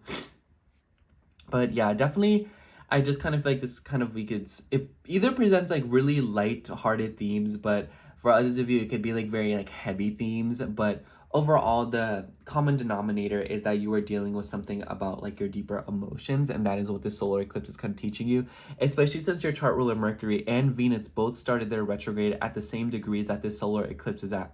So something that you've revisited in an 8th house theme is evoking a random new beginning this week as it relates to taxes, bills, debts, intimacy, you know, like fertility, your deeper bottled up rage. And this could be something about, you know, like transformation, you know, something is going in your life, something is coming into your life by going, you know, like an ending seems to be causing a new beginning this week, Virgo. And yeah, I kind of feel like this week is very much you are tweaking how you change, not that. You are tweaking your relationships with other people, and it kind of seems like there is a sort of revision being done with the dynamic that you have with a bunch of different people in your life. And it doesn't even have to be like a specific person. It could just be like groups of people generally. You know, like the 11th house squares. The 11th house is the collective. It is society. So I feel like a lot of you are probably in the midst of like redoing your identity, and kind of it seems like it's happening because of the people that you're interacting with, and it seems like you're changing at a very subtle level because of the energies that you are surrounding yourself with right now. For others of you, I just feel like you could be setting new intentions to pay off a debt, or pay something, or like lend money to somebody, or someone's lending money to you. But overall, Virgo, the best thing that I have for you this week is pay attention to how people make you feel and what reactions they evoke out of you, because there's a lot to learn and to examine in that interaction and that, you know, knee jerk that you have. It's pretty much telling you all that you need to know for this eclipse. So yeah, anyways, that's all I have for you, Virgo. Thank you so much for watching. I'm gonna go blow my nose. I hope the horoscope resonated, and if it did, make sure to like, comment, and subscribe, and I hope to catch you in next week's horoscope. Bye. All right, now moving on to Libra rising. So hello, Libra rising. If you are seeing this, this will be your horoscope for March 24th through March 30th. Honestly, Libra, this week's feeling a little bit all over the place for you, but not like in a bad way. I kind of feel like, okay. Anyways, before anything, so the highlight of the week is definitely the Mars and Chiron square, the solar eclipse, new moon solar eclipse in Aries that is happening on the 29th. And for you specifically, the Venus and Neptune conjunction. obviously everyone's feeling that, but because Venus is your chart ruler, you and Taurus are feeling it a little bit more personally. And to begin the week off, we'll see the moon start out in Aquarius. And I told this to Gemini, but I feel like you have a sort of easier time dealing with this energy than some of the other signs because this is trining your ascendant. But I feel like because the moon will join up with Pluto in your 5th house, this could be obsessive tendencies towards dating. This could be obsession and power dynamics in that. This could also be related to gambling. This could be related to taking risks. This could be related to children, fears around children, maybe something about fertility. For others of you, this could also just be something about your self-expression, enjoying yourself, having fun. But overall, Pluto likes to cause drama, and Pluto rules your 2nd house, so maybe this is related to your self-worth and maybe your money. So it could be that you are afraid of the 5th house themes because of a 2nd house theme, so because of money, because of finances, because of worthiness. I will say the moon will also come into a trine with Jupiter in your 9th house. So if you are anywhere between maybe like the 2nd decan of Libra rising, you'll be seeing a grand air trine in your chart, and no other sign will see this except you. So I kind of feel like there's a nice little flow of ideas this week, especially when it comes to communication, moving around. You know, Jupiter rules your 3rd house, so I almost wonder if some of y'all are moving around, you know, driving, going to go see friends, maybe you're hitting a local spot, or maybe you guys are literally traveling with somebody. And low-key, I feel like the trine to Jupiter, it very much gives like, oh, you know, let's just go out together, have a little bit of fun, you know, like go to the store or whatever. And then it kind of spirals into, oh, hey, you want to go to this place, or hey, you want to try over here, you know, or hey, like let's, you know, it kind of just seems like the middle, like the beginning of the week will solicit some cute little adventures or some fun time with people if you allow it. So take that into consideration. The moon will also come into a square with Uranus. Excuse me. And I think that's a pretty interesting energy because Uranus is in your 8th house. So sorry, I didn't think that Mercury retrograde would hit me as hard as it has, but low-key, I cannot speak this entire video. But the square to Uranus is a pretty interesting energy, and I feel like this could be, first of all, Libra, beginning of the week, horrible time to be gambling, putting a lot of money on the table. Don't do it. Don't do it. For others of you, I also feel like this could be, once again, relating to children, wanting to have kids. I almost wonder if there could be a surprise pregnancy in your life somewhere. For others of you, I also feel like this could be something about like child support. So if you've been going back and forth with that. I also feel like this could be something about your romantic life. I almost wonder if you can have like a spur of the moment with somebody. Maybe you'll have like a fling with somebody, or maybe one of like a past fling will like hit you up, or like maybe you're just feeling like especially bored or like wanting to spend time with somebody. But the ruler Venus is kind of moving back and forth between your 7th and your 6th house. So this could be something about work. This could be something about like a legal matter, a partner or something. And it kind of seems like, it feels like this is like a byproduct, you know, the moon square Uranus kind of feels like there's like a byproduct going on, or something else going on in your life. You know, like maybe you got to go to court and then like someone's like looking at you sideways and then like you get their number, you know what I'm saying? But, you know, it doesn't have to be that exact manifestation, but it's like you are doing one thing and it seems to be related to your relationships, legal matters, your work, your schedule, your routine, your health, your habits, your animals.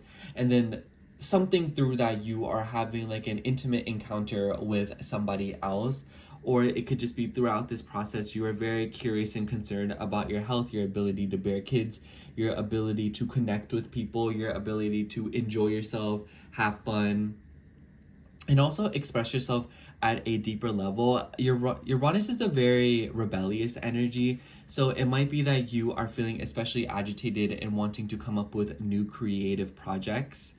Anyways, and then the moon will move through Pisces in kind of the middle of the week. And actually, wait, let me backtrack a little bit. Libra, if you are anywhere between like 18 to like 25 degrees of Libra rising, you are going to feel this Chiron and Mars square like it's gonna be like not vicious, but we felt it back in February, so keep an eye on that. This will form a T-square with your chart. You and Capricorn are the only ones that will experience this transit like this. And so this is something definitely about your relationships, your career, your work, your parents. It could be related to legal matters. It could be related to your reputation. But overall, whatever the case might be, I feel like a lot of you are kind of going back and forth with something about a job, a family member, or even something about like a work situation.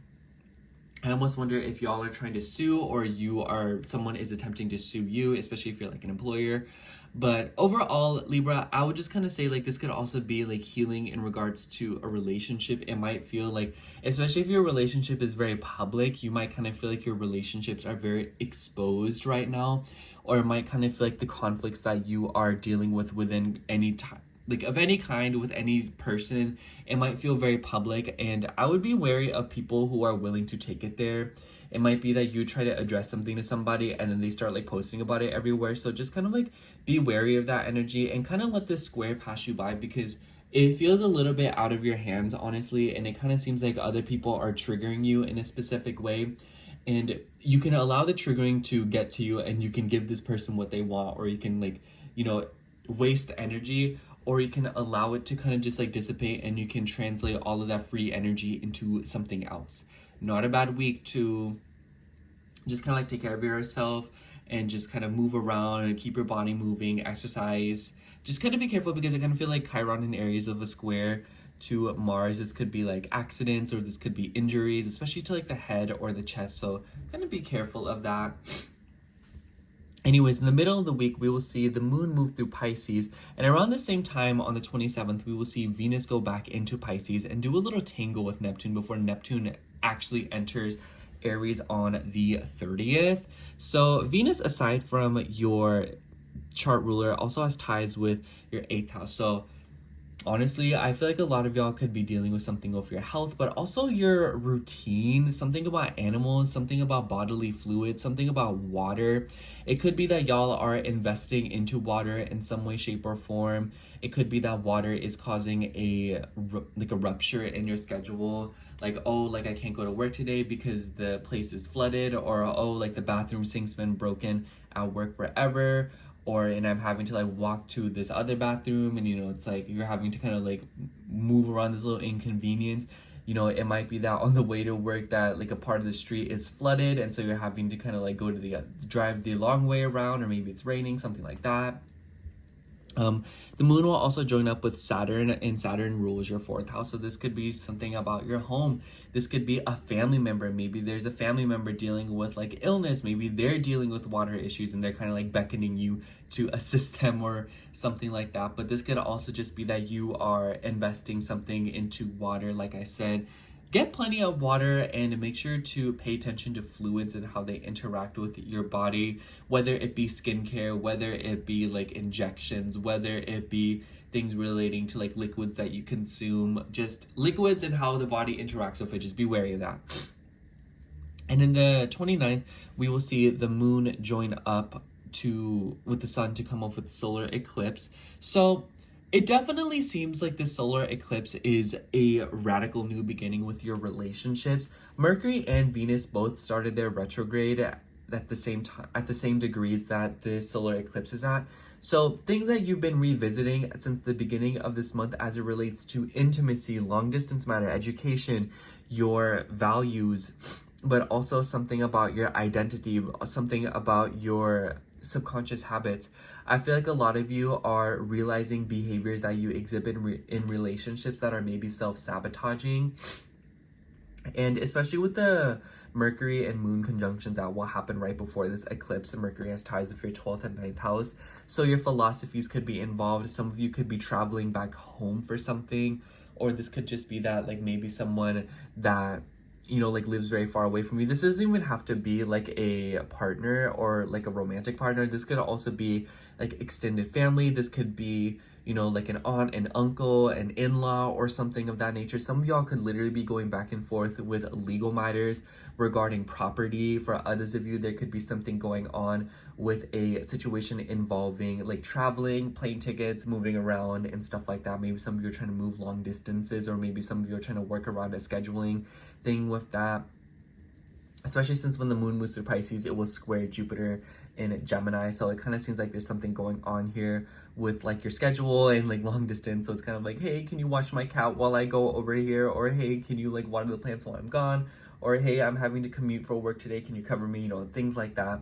But overall, Libra, I kind of just feel like this week is a little bit sloppy, and because of that, it might be stressing you out a little bit. And it's very, very, very important that you catch this and you understand where to place your stress and how to relieve it. Otherwise, this could result in a sort of explosion this week and a very, very unpleasant conversation, followed by various conversations that are happening behind your back or behind other people's back. So the best advice that I have for you, Libra, sorry, my throat just like exploded, I don't know. The best advice that I have for you this week, Libra, is to just go with the flow and don't be so concerned with everything working out a certain way, because it kind of seems like things are panning out for a reason and the people around you are being a little bit more assertive, maybe even like controlling or like aggressive.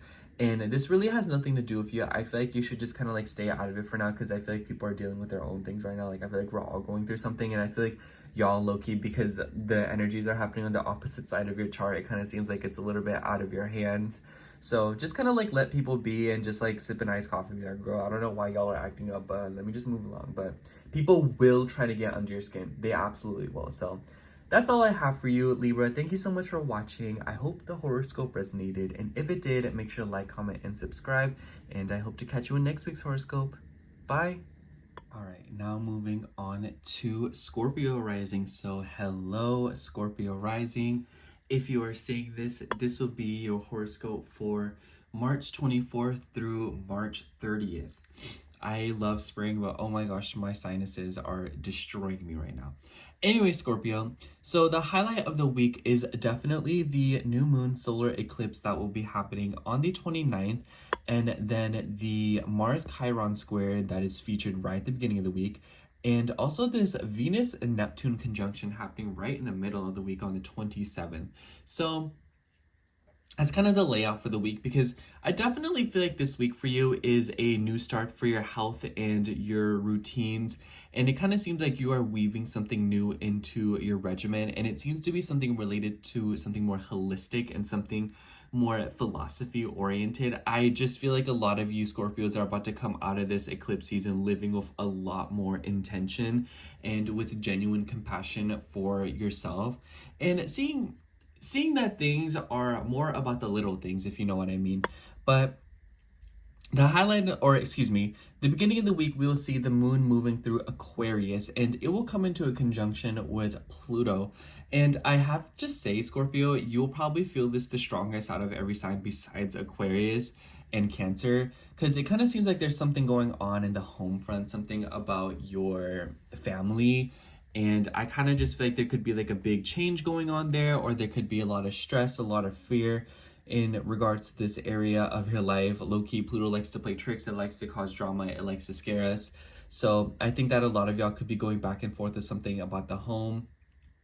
And for a select few of you, you could be dealing with like some kind of a blast from the past. I totally wouldn't be surprised, excuse me, if like Pluto is bringing back something that happened a really long time ago, and you're like, oh my gosh, I thought I'd never see you again. And it's like, you know, something like that could be happening. So keep an eye out. The nice thing is that the moon will trine Jupiter in Gemini in your 8th house. I particularly really like this energy for you, Scorpio. I feel like I like this for you out of every sign because it just gives money. Like, I don't know. I feel like there's something going on here about your finances, especially as it relates to your home and your family. It could be that you all are investing money into a home situation. Maybe you're getting something fixed. You know, Jupiter and Gemini, that's like appliances. So maybe you're getting like a cool gadget for your kitchen. Maybe you are getting new things, maybe like a new trash can, a new, like an oil pour spray thing. This could also be maybe you're getting a new fridge, maybe you're repairing a fridge, maybe you are finishing paying off something of that nature. So maybe if you have been doing payment installations for like an appliance like a stove or a dishwasher or a fridge, this is you finally paying it off. For others of you, it could be that you were getting ahead of payments with a home thing. So maybe something about rent. Rent could low-key be going, like something about rent could be changing. For others of you, there could be something going on with your family. So maybe a family member is giving you money. For others of you, I also feel like this could just be something about like just like something about debts and what you owe versus what other people owe. There will be a positive influence because the moon does not mind being in Aquarius and a trine to Jupiter, even though Jupiter is in its detriment. Jupiter is still a benefic planet and rules your second house. So I feel like some good news about money could be coming through in the beginning of the week, and it could be starting with a family or home thing. It could also be something that you did a while ago, so money could be coming back to you for something that you did a long time ago. However, the moon will square Uranus in your 7th house. So if you are like a later degree Scorpio rising, like think like 20 to 26 degrees, like the last decan, you'll be experiencing a T-square in your chart. And definitely something about relationships, unconventionality. I almost wonder if some of you are feeling tied down in a relationship, or some of you are feeling a little bit tied down by a home situation. Maybe some of you are dealing with surprise legal matters, something about signatures, documents. But for others of you, I also just feel like you could be feeling like very like restless in the home front. Maybe you're wanting to move away from home. Maybe you're wanting to move in with a partner. Maybe you live with a partner. You're like, oh, I can't stand them. I want to move away from them. You know, something about that, something about your home and how it relates to other people, especially those that you live with. There's something about it where you're kind of feeling a little bit kind of makes me think of like holding a cat when it doesn't want to be held, like you're like squirming and you're like, girl, let me go, you know, something like that could be happening. So just kind of let this energy pass you by before you make any irrational decisions, if you know what I mean. And then in the middle of the week, we will see the moon move. And by the way, this Mars Chiron square will happen at the same time. And you'll definitely be feeling this because Mars is your chart ruler. So something going on about like your health and your routine, sickness, especially if you've been traveling. I almost wonder if some of y'all are coming back from a trip and you're like coming back sick. For others of you, this could be that maybe you're wanting to increase your knowledge about like a health matter. Like maybe you're just like suddenly very health conscious. I feel like a lot of Scorpio placements in general have been very tied up with changing up something about their routines and their health, learning more about it, Googling everything, WebMD vibes, you know, so something like that could be going on. And overall, I just feel like this is like, it's been very literal. I feel like the 6th house being activated for Scorpios has been very like literally like just health issues or things going on with like injuries, injuring yourself, hurting yourself, or like other people, you know, like me, like Scorpio's telling I'm literally sick right now, low key, because of allergies. So a lot of y'all could be dealing with something like that because of the Chiron and Mars square. But for others of you, this could also be something about extended family and like services. So kind of keep an eye out for that. Anyways, in the middle of the week, we will see the moon move into Pisces, and we will also see Venus retrograde back into Pisces on the 27th and join up with Neptune. Venus rules your 7th house and your 12th house. So a lot of subconscious behaviors are being revealed to you, and I low-key feel like a partner who is like, this is giving secret admirer, because Venus rules parts of your chart that is associated with other people or things you can't see. So it kind of seems like this Venus-Neptune conjunction will kind of manifest as like maybe someone being obsessed with you or you being obsessed with another person. Like, I don't know, if you go to a bar or something and you see someone like look you up and down, it's probably because, you know, like they kind of like, they're feeling you. So I feel like a lot of y'all could be dealing with something like that, where kind of people are looking at you or secretly admiring you from afar. Definitely trust your intuition with that one. The moon will also join up with Saturn, and Saturn rules your 3rd house. So I kind of feel like there's a lot of things going on of like driving. So maybe some of y'all are driving to go see somebody. Some of y'all could be dealing with something about siblings. Maybe you're going out and having fun with like a brother or a sister. For others of you, this could be like a fun phone call, low key. I feel like some of y'all could be getting tangled up in like a gossipy phone call. I kind of just feel like the 3rd house really being conjunct in the 5th house with the moon is just like a very like goofy energy. You're like talking to a girlfriend or just like having fun, you know, like nothing too serious. I feel obviously there could be heaviness. There could also be heaviness revolving around like communicating with like a romantic partner, getting through to somebody. But generally speaking, I kind of just feel like there is a lot of smokes and mirrors right now within your relationship, Scorpio. So I definitely wouldn't take anything to heart right now and kind of just like go with the flow. And I wouldn't try to reach out to people because it kind of seems like you like reach out to someone, you're like, hey, do you like me? And then they're like, what are you talking about? When like they were literally like looking you up and down like 3 different times, like in the store or something, you know? So I would say like try to tone it down with the more like upfront attitude, because that might kind of seem like people are being very evasive, dodgy, and even like dishonest with you right now, especially in romantic affairs. This could be related to anything, but just like other people in general. It doesn't have to be like romantic, but just because of the fifth house, it makes me think that. And then at the end of the week, we will obviously see this solar eclipse, and we also see Neptune move into Aries the second day. So definitely pay attention to health as it relates to bodily fluids, with your water intake, with your blood, with your plasma, I don't know, like, you know, like just fluids in the body.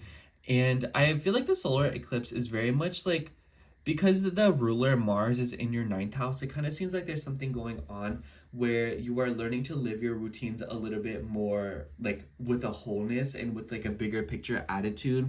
I feel like a lot of you could be practicing or dabbling into new health habits or routines with a sudden consciousness for your life as a whole. You know, like, oh, where's my life going to be in 30 years if I do this, you know?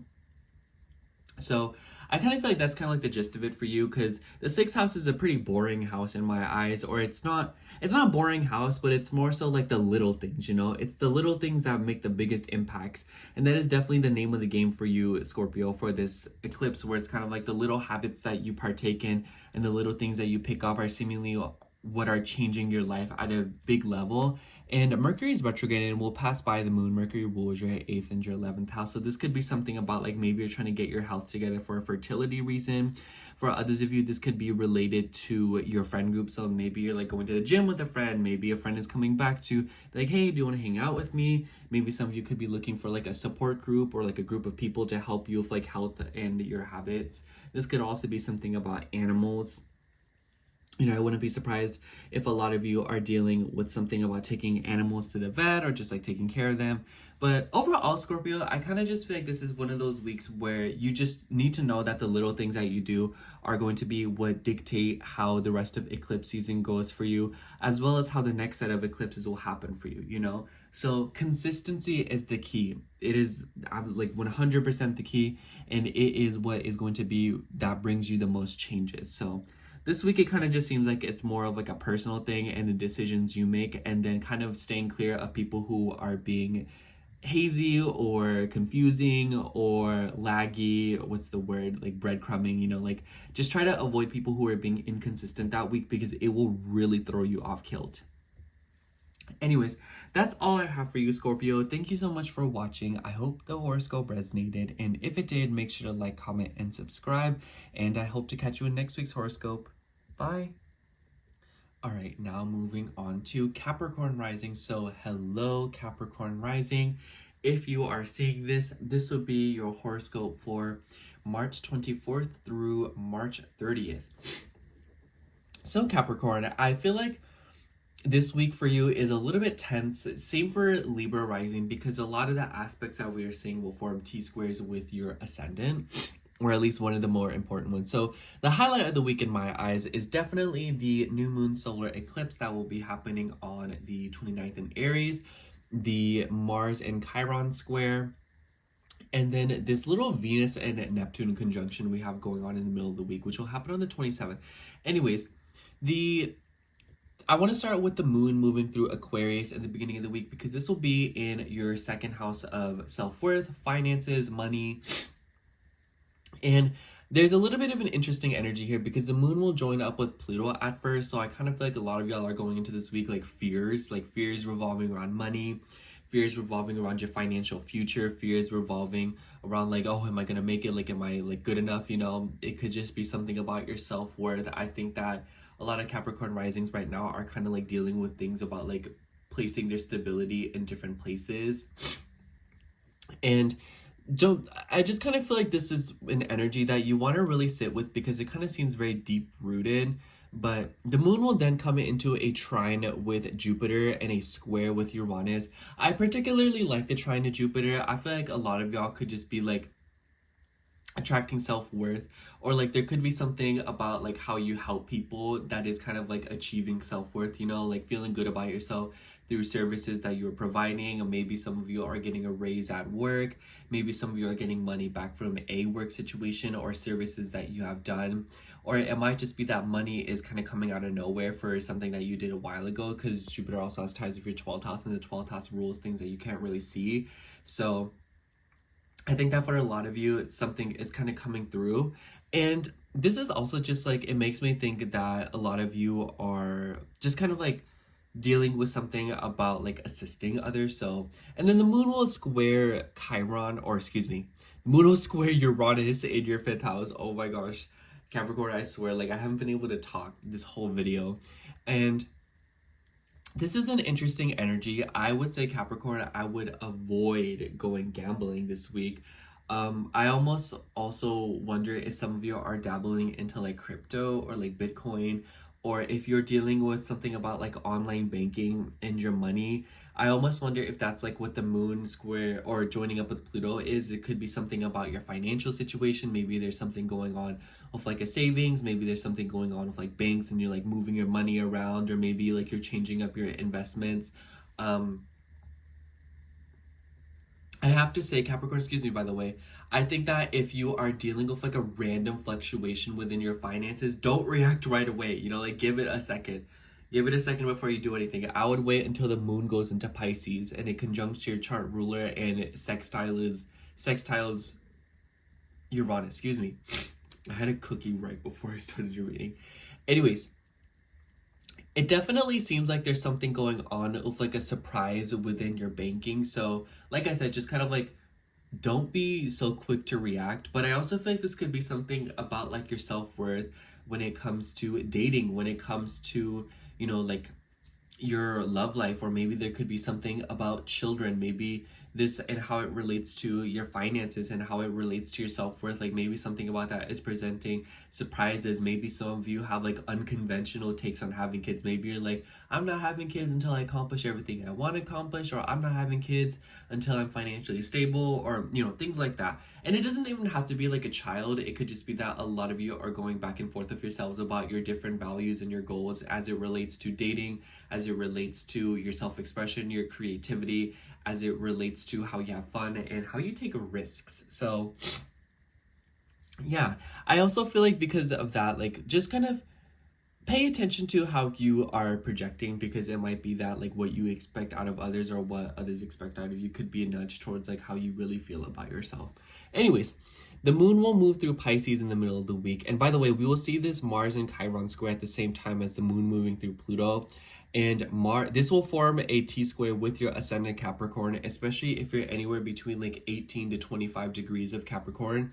You're going to feel this. Something about your home, something about your family, something about leases, something about agreements, you know, like mortgages, moving money around. This could also just be that you are like dealing with family stuff. I totally wouldn't be surprised if there is more conflict in the family. You know, we saw this aspect back in February, so early February.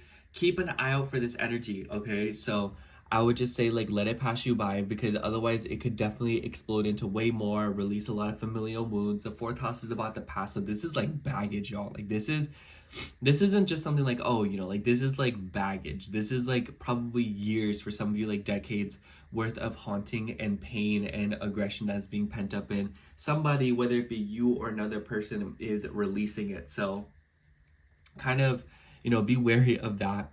And we also see the moon moving to Pisces in the middle of the week and joining up with your chart ruler. And at the same time, Venus on the 27th will move back into Pisces and conjunct Neptune. Venus rules your 5th house as well as your 10th house.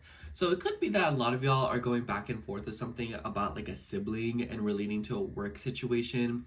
For others of you, this could be something about a woman that you work with. Maybe like there's something about like a pregnancy. For others of you, I kind of just feel like this is like moving around a lot. Like the middle of the week might feel very busy. I think when the moon moves through the third house, it's a very busy energy where you're like running here, running there, especially because the moon will square Jupiter and Gemini. It's like, oh, like I need to go to this appointment, or oh, I need to get to work, or oh, I need to go over here, you know. And Pisces has kind of like a hard time keeping up. So make sure that you're on top of it with your alarm clocks. Make sure you're on top of it with your schedules. Double check with people, communicate, and try to make sure that everything's laid out, because it totally might seem that you're kind of like running into a little bit of snag within your routine because you're kind of like falling behind on something. Try to do things as early as possible. Try to get things done before as opposed to later, especially because like Pisces, like it makes me I told this to my friend the other week, but you know, it makes me think of when you coming home one night and then you're like, oh, I could get gas right now. No, I'll just get it in the morning. And then in the morning you're running late and you're like, shoot, I have to get gas too. Like, I don't have time for this, you know, something like that could be happening. So just try to keep tabs open and make sure that you're on top of things, because it might just be that you were kind of like running into like a weird, like just like unlucky timing. And I also feel like this could be for some of you like something about like dating apps, especially if you're on them. This could also be for some of you like meeting people through social media. You know, since Venus has ties with your fifth house, maybe a fling is reaching back out to you. There could be something going on with neighbors. I almost wonder if there's like a neighbor dealing with children, or maybe there's like neighbors like moving back and they have kids. Maybe like a neighbor's kids are moving back. This could be something about your career, something about your work. Maybe you are going back to like a specific schedule or sector or routine within your career and your work. Like maybe you're going back to the opening shift as opposed to the night shift, or vice versa. And then we will see the solar eclipse on the 29th. And I have you say, Capricorn, this will form a square with your ascendant, and the moon this eclipse will happen at the same degrees that Mercury and Venus started their retrogrades at. So through revisiting something within your home, within something in the past, it's starting a new beginning. Mercury has ties with your 6th and your 9th house. Venus has ties with your 5th and your 10th house. So something with these sectors of your life, something about your career, your work, your schooling, your philosophy, your long distance matters, extended family, you know, children, something about your self-expression, your health, your work, your routines. Something about these areas of your life is being revisited, or something about these areas are inspiring how you are going back to something and starting a new beginning within the home front. And it might seem like you're going back to the basics. I wouldn't be surprised if a lot of you are moving somewhere. I could see this as like you're moving back into a childhood home, or maybe you're moving back in with parents.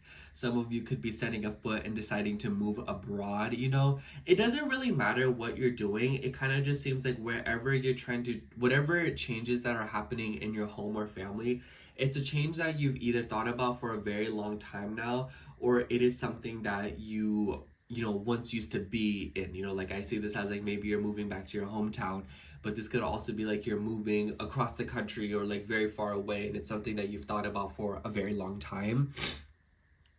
And mind you, the moon will join up with Mercury, so I kind of feel like this is kind of like going back to the basics of like your schedule and something about like your education or something about like your philosophies. So I almost wonder if through moving you're kind of able to go back to a specific place or a specific schedule or a specific routine or habit, and this is kind of like inspiring. But for others of you, there could also be changes going on in the home because of a pet, because of a sibling, especially like a sister. But for others of you, this could just be that you are facing new like expansions or new beginnings in the family, whether it be like there is like a new member coming along, or there's just something going on in the home front. But excuse me, the week kind of starts out with a bang with that Chiron and Mars square. So what I have to say for you, Capricorn, is this is the kind of week where you want to understand that you are caught up in a lot of crossfire within your family right now, and it might feel like you are more burdened than ever. And the energy that I have to say for you is take your time. I've been saying this to everyone, but like take your time, because I kind of just feel like this is something where you want to kind of like leap forward, you know, dive into things head first, you know, Aries. It's like you're feeling impatient, you're feeling reckless, and maybe you're wanting to be especially more independent. I almost wonder if some of y'all are moving out by yourself for the first time. Others of you, it just might be that you were starting new beginnings in the home front. But know that everything right now is in the name of cultivating stability and a steady foundation within your personal life. And this will bleed into all other sectors of your life, and it will inadvertently improve or just generally affect your routine, your health, your career, and any other pursuits that you have. So yeah, that's all I have for you, Capricorn. Thank you so much for watching. I hope the horoscope resonated, and if it did, make sure to like, comment, and subscribe. And I hope to catch you in next week's horoscope. Bye! Alright, now moving on to Aquarius rising. So hello, Aquarius. If you are seeing this, this will be your horoscope for March 24th through March 30th. So Aquarius, I feel like this week is a little bit interesting for you because the energy seems to kind of fly right by you, and it kind of seems like it's like, oh wow, like this is what I need to do, I guess, y'all. But anyways, so the highlight of the week is the solar eclipse in Aries that will be occurring on the 29th, the Mars and Chiron square, which will be featured right at the beginning of the week on the 24th, and this cheeky little Venus and Neptune conjunction that will happen on the 27th. So it kind of seems like everything is like laid out, if you see what I mean. But the beginning of the week is where I feel like you will feel it the most, Aquarius, because the moon will be moving through your sign and it will conjunct Pluto. And I kind of feel like a lot of y'all could just be dealing with like random changes and like major transformations with your body. Others of you could be dealing with like obsession from people, low-key. I almost wonder, you know, if you all are dealing with something going on with like your body, like being obsessed with your body and wanting to change your body. Or it could just be that others are feeling the same way about you. You know, Pluto in the first house is like a very intense energy where you see like permanent changes or like big changes happen to your body. And it might be that other people are kind of like wanting to exert control over you. So all I have to say about that is kind of just like let the energy like fly right by you. The more you interact with it, the more it kind of bleeds into your perception and the more it kind of like hurts you. So just kind of like allow the energy to pass you by because Pluto likes to play tricks. It likes to scare you. And then the moon will trine Jupiter and square Uranus.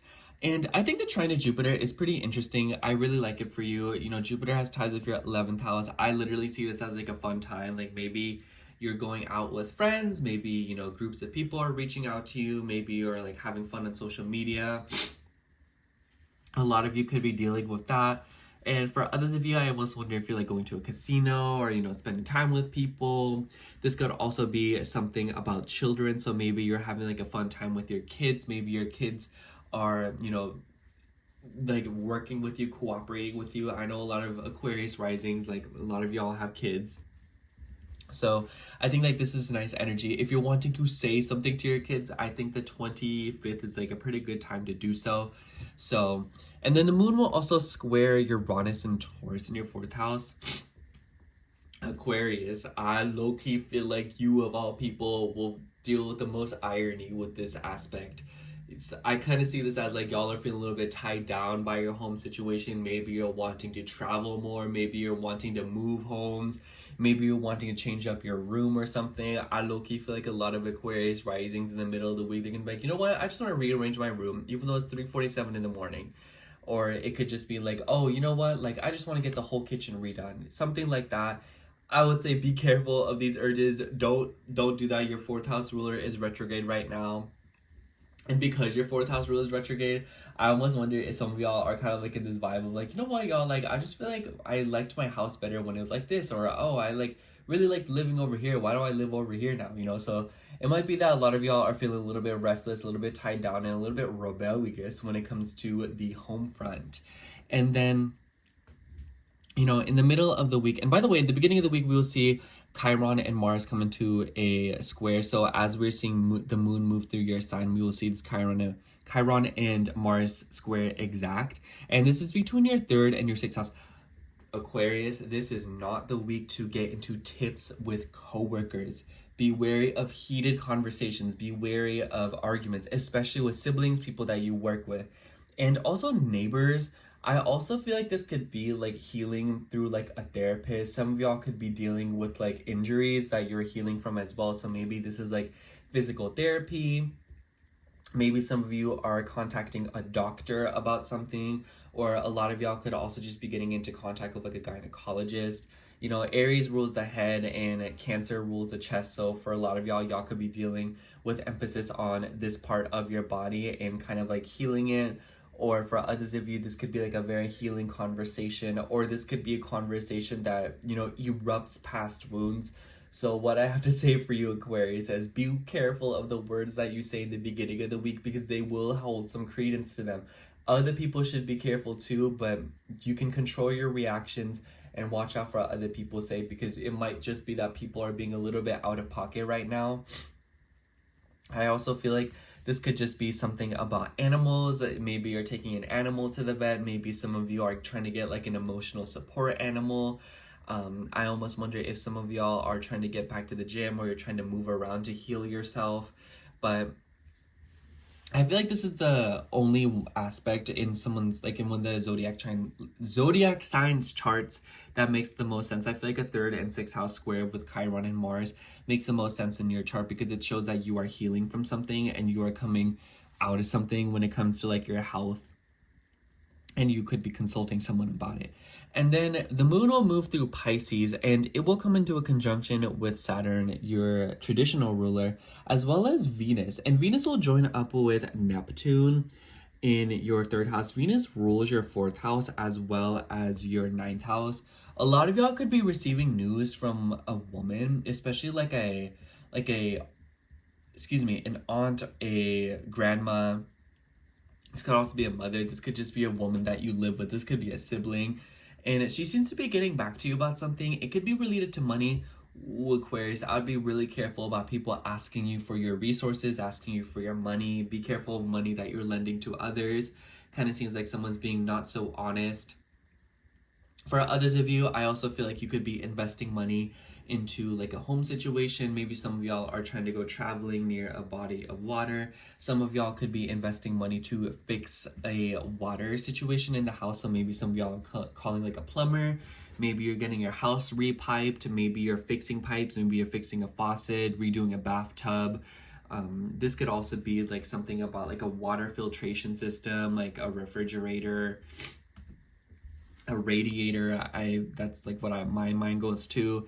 But yeah, a lot of you could be dealing with something like that. Also, Aquarius, just like the first half of this week, be careful while you're driving. I think that Mars and Chiron square can be very not so great for driving. I kind of feel like it's like it could lead to accidents, or it could lead to like your car receiving an injury, you know, like a flat tire or like a dent in the hood, you know. Anyways, and then we will see the solar eclipse on the 29th. And mind you, this eclipse is happening at the same degrees that the Mercury and Venus retrograde started at. So through revisiting themes revolving around your home, your children, your fun, your self-expression, and also your deeper emotions, your taxes, your debts, and your long distance matters, your extended family, your philosophies, it's all boiling back down to the way that you're thinking right now. And I feel like a lot of Aquarius risings, the way that you're thinking this week is very aggressive, or it's a little bit kind of like straightforward, or it might be that you're feeling especially impatient. Also, I want to say that when the moon's moving through Pisces, when it joins up with Saturn, Saturn rules your 12th house, and Saturn also, or excuse me, the moon will also square Jupiter and Gemini. I have to say, like, in the beginning of the week, be careful, like, gambling, taking financial risks, be wary of, like, investing too much money into, like, crypto or, like, Bitcoin. I don't know if that will end very well. I also kind of just feel like with Saturn being the ruler of your 12th house, this could be something about like your subconscious habits. Do you self-sabotage? Do you sometimes not feel good enough and you like don't realize it and you project it onto another person? I just feel like that also plays into this 3rd house eclipse, where it's kind of like, how are you communicating with people? How are you healing? How are you letting go of energies? How are you expressing your thoughts? How are you thinking? How is your mind working right now? So definitely keep an eye on that dynamic in your life right now. For a lot of you also, I feel like this solar eclipse could like randomly thrust you into a new opportunity revolving around vehicles, revolving around like contacting someone. You know, the moon will join up with Mercury in retrograde before it starts its eclipse phase. Mercury rules your 5th house as well as your 8th house.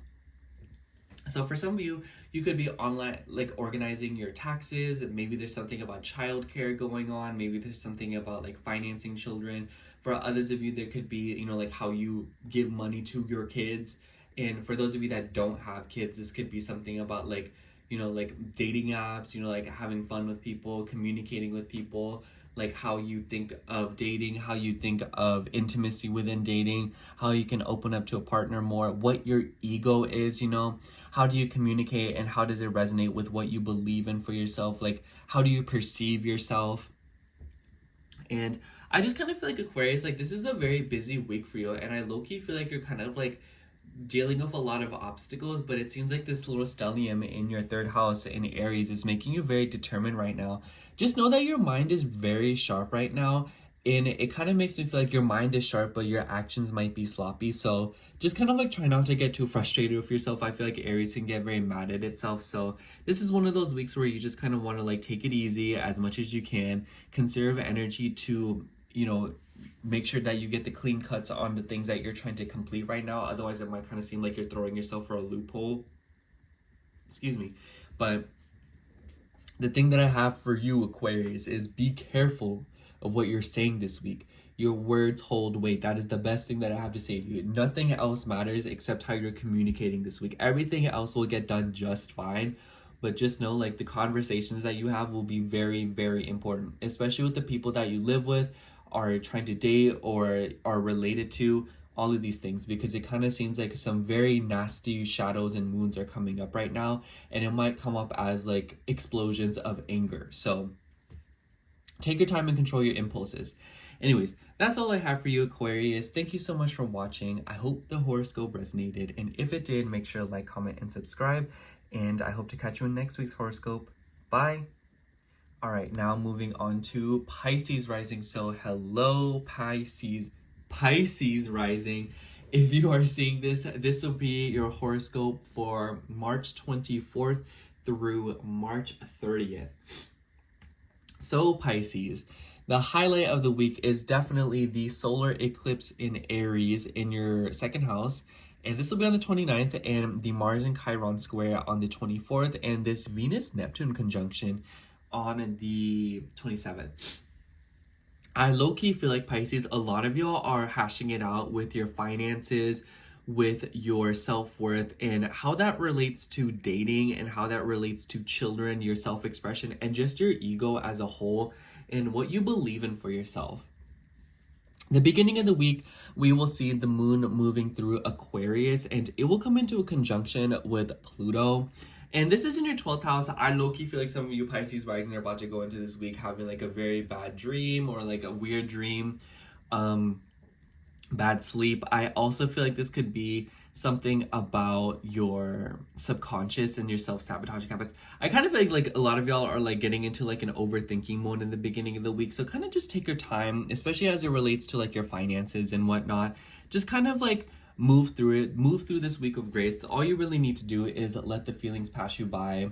And I feel like a conjunction of Pluto in the 12th house is just like, there's really no telling how this will manifest. It could just be like, oh my gosh, like, you know, like maybe you're just like paranoid about something, and that's something, it doesn't really matter what it is, but just like Pluto in the 12th is just like about fears.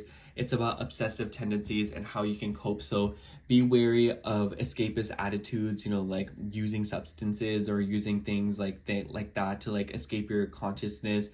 And now, Pisces, if I'm gonna be honest, after experiencing that stellium in the height of Pisces season, I completely understand why Pisces placements get tangled up with stuff like that, because literally what even was going on. But that does not mean it is something that you should do. So that's all I have to say about that. Anyways, I also want to say that when the moon's moving through Aquarius, it will also come into a trine with Jupiter in your 4th house, which I really like for you. I feel like right after like that bad nights of sleep, like the next night you're about to get the most magnificent slumber you've ever received in your entire life. And then the moon will also square Uranus in your 3rd house. So I kind of feel like the beginning of the week, it's the highlight of it seems like it's very hard to communicate with people, or there is something going on with like communication, especially with like siblings or like doctors and like scheduling.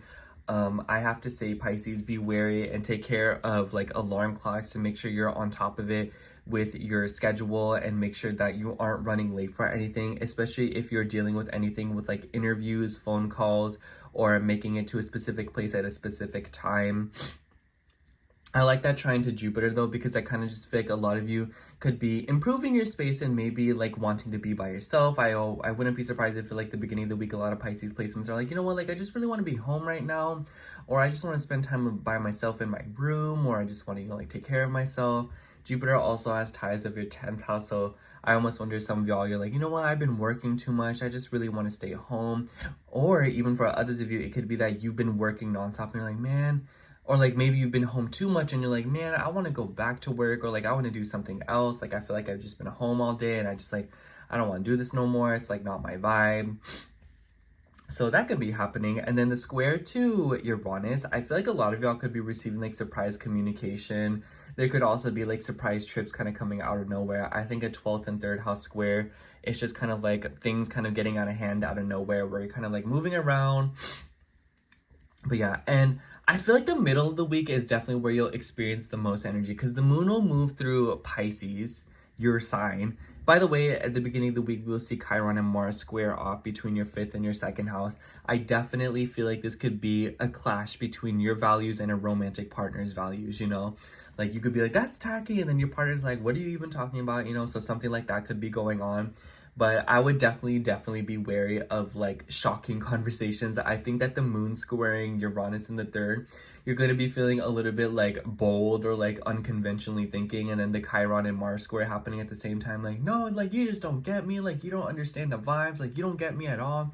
So be wary of conversations like that, Pisces, and make sure to kind of like take your time, because I kind of feel like Uranus in the 3rd house makes you like a very innovative, agitated thinker right now. And I think that squares to it, especially from the 12th house. It could just be that like you're accidentally reading people like a book right now, and you really don't want to accidentally project that, okay?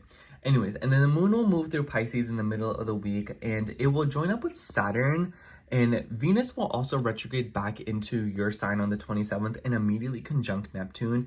Venus rules your 3rd house as well as your 8th house. So I kind of feel like this could be definitely something relating to money. I almost wonder if you are receiving money from something, or if there's something going on with like money, and like money that is owed to you or money that is owed from another person, because Venus is retrograding from the 2nd to the 1st. And so like your 8th house retrograding from the 2nd to the 1st, it kind of seems like maybe some of you are receiving a fund. But for others of you, this could be something going on with like your appearance. Maybe some of you are wanting to consult someone as well. The Venus being tied to the 3rd house, I almost wonder if you are seeing like a gynecologist, or maybe you are seeing like a doctor or something like that. This could be something about also like consulting someone, like maybe a lawyer, or just like it doesn't really matter. It just, my point is that you are like getting like a hold of someone who knows more than you about something, and you're getting their help. This could even literally be that some of y'all are just organizing your taxes and like your finances. Sorry, I started like going so off tangent right there. And I would say be wary, because Venus and Neptune together is like a very deceptive combo, because Venus is just happy to be in Pisces, y'all. She's just like losing her mind, and Neptune's just like very confusing. It likes to drag things under with it. So I would say be wary of like too good to be true moments with finances. I would say like count your money and make sure that you aren't missing out on anything. Terrible time to be investing, Pisces. Terrible time to be investing into stocks, into Bitcoin, into anything like that. I would not do it. I would advise against it. I would also advise against signing any major contracts this week, or applying for loans or any large sums of money this week as well. These things will not fall through very well. I kind of just feel like it could just be like, oh, like we'll give you this, and then like the interest will only be this, and then like you get through to it later, and then it ends up being like a lot more money than you thought it would be, and the payment ends up being like way too big. So just be wary of stuff like that, Pisces. And I would wait until the solar eclipse finishes in your 2nd house, and that way you'll have a little bit more of a clear grasp of what's going on with your finances. And then the conjunction of Saturn with the moon is pretty interesting because Saturn rules your 11th house. I low-key feel like y'all are just getting with a friend this week. Like in the middle of the week, you could just be consulting a friend or consulting. Like maybe you're getting a hold of a friend, maybe you're spending time with a friend. For others of you, you could be meeting people through social media, getting together with groups of people. This could also be something about like changing your status on social media. Maybe you're posting more on social media. Maybe you're trying to get out there. Maybe you're literally trying to do content creation. For others of you, it could just be that you are focusing on your dreams and maybe you're working towards something like a goal for yourself. Saturn can also, in the first house, I've heard that some people, like, it causes them to lose weight, or like that just makes sense because Saturn rules the bones. So I almost wonder if for you, you're kind of like dealing with like losing weight, or you're like on a weight loss journey. And then at the end of the week on the 29th, we will see the solar eclipse.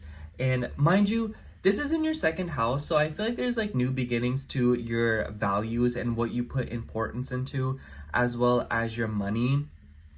And the Mercury and Venus retrograde both started at 8 degrees or around the same degrees that the solar eclipse is at. And Mercury has ties with your 4th and your 7th house, and Venus has ties with your 3rd and, sorry about the background noise by the way, and your 8th house. So I kind of feel like this is a lot about like your intimacy, your self-worth, what you are willing to share with other people versus what others are willing to share with you, and what you feel comfortable with in that interaction. I definitely feel like this is related to other people and your relationships and your values and your money. And I feel like something about this is sort of being like scrutinized and rearranged. And I feel like for a lot of you, you could be like dealing with something about like your rent, something about your home, something about your living situation. Maybe there is like a new beginning within your finances, and it is sort of affecting your ability to pay your bills and your ability to keep up with your mortgage or something like that. This could also be something about contacting someone and maybe you're getting money back. For some of you, it could be like a legal matter since Mercury has ties with your 7th house. I know some Pisces placements have been going back and forth with like signatures, documents, legal matters, and like lawyers and stuff. And I think that this solar eclipse will like send you off, you know, like, oh, like this is over, this is what you got out of it, you know. And for others of you, I kind of just feel like this could be something about a partner and how much you are sharing with them versus how much they're sharing with you, you know. Like you're like, hey girl, like why are we spending this much on groceries this month, or something like that, you know. And if you are not romantically involved with anybody, this could also be something about your values when it comes to dating, you know. Like this is what I want in a partner, this is what I want to do. And for others of you, this could be something about like clients, you know, like maybe there's something going on with like your rates, maybe you're raising prices, excuse me. But overall, Pisces, I kind of just feel like this week for you is pretty straightforward in the sense that it all boils down to your self-confidence and what you feel worthy of. And this solar eclipse is just like randomly showing you a lot of new beginnings and giving you these new seeds that you can plant to, you know, truly believe in yourself. You know, Aries, it's like being impatient, healing your self-worth, healing your worthiness. And this is inadvertently or avertently, I don't know what the word is, but it is definitely attracting more money. And this, the entire energy this week, Pisces, is heavily telling you, move with high self-worth and do things for yourself, do things for what you are worthy of. It doesn't matter if you feel like your standards are too high or that you won't find it. It's just like the universe needs you to know that like if you want it and you try to look for it and you set those intentions out, like you can manifest it. But if you truly believe that you can only get the bottom of the barrel, that's what you're going to get. And that's what this eclipse is probably going to teach you, where like there will be random new beginnings in your dating life, within like children, within, you know, like having fun, your ego, expressing yourself, you know, your creativity, your hobbies. Like this area of your life, like you are more than good enough than you think, and you need to take action in this area of your life. Having all these ideas but not acting on them, like there is something going on here, and your confidence and your ego are being kind of like put on blast right now, but it's for the better so that you can finally set out to achieve something for yourself and complete something with your dreams. But yeah, that's all I have for you, Pisces. Thank you so much for watching. I hope the reading resonated, the horoscope resonated. And if it did, make sure to like, comment, and subscribe. And I'm gonna go shower. I hope to catch you in next week's horoscope. Bye. I love you.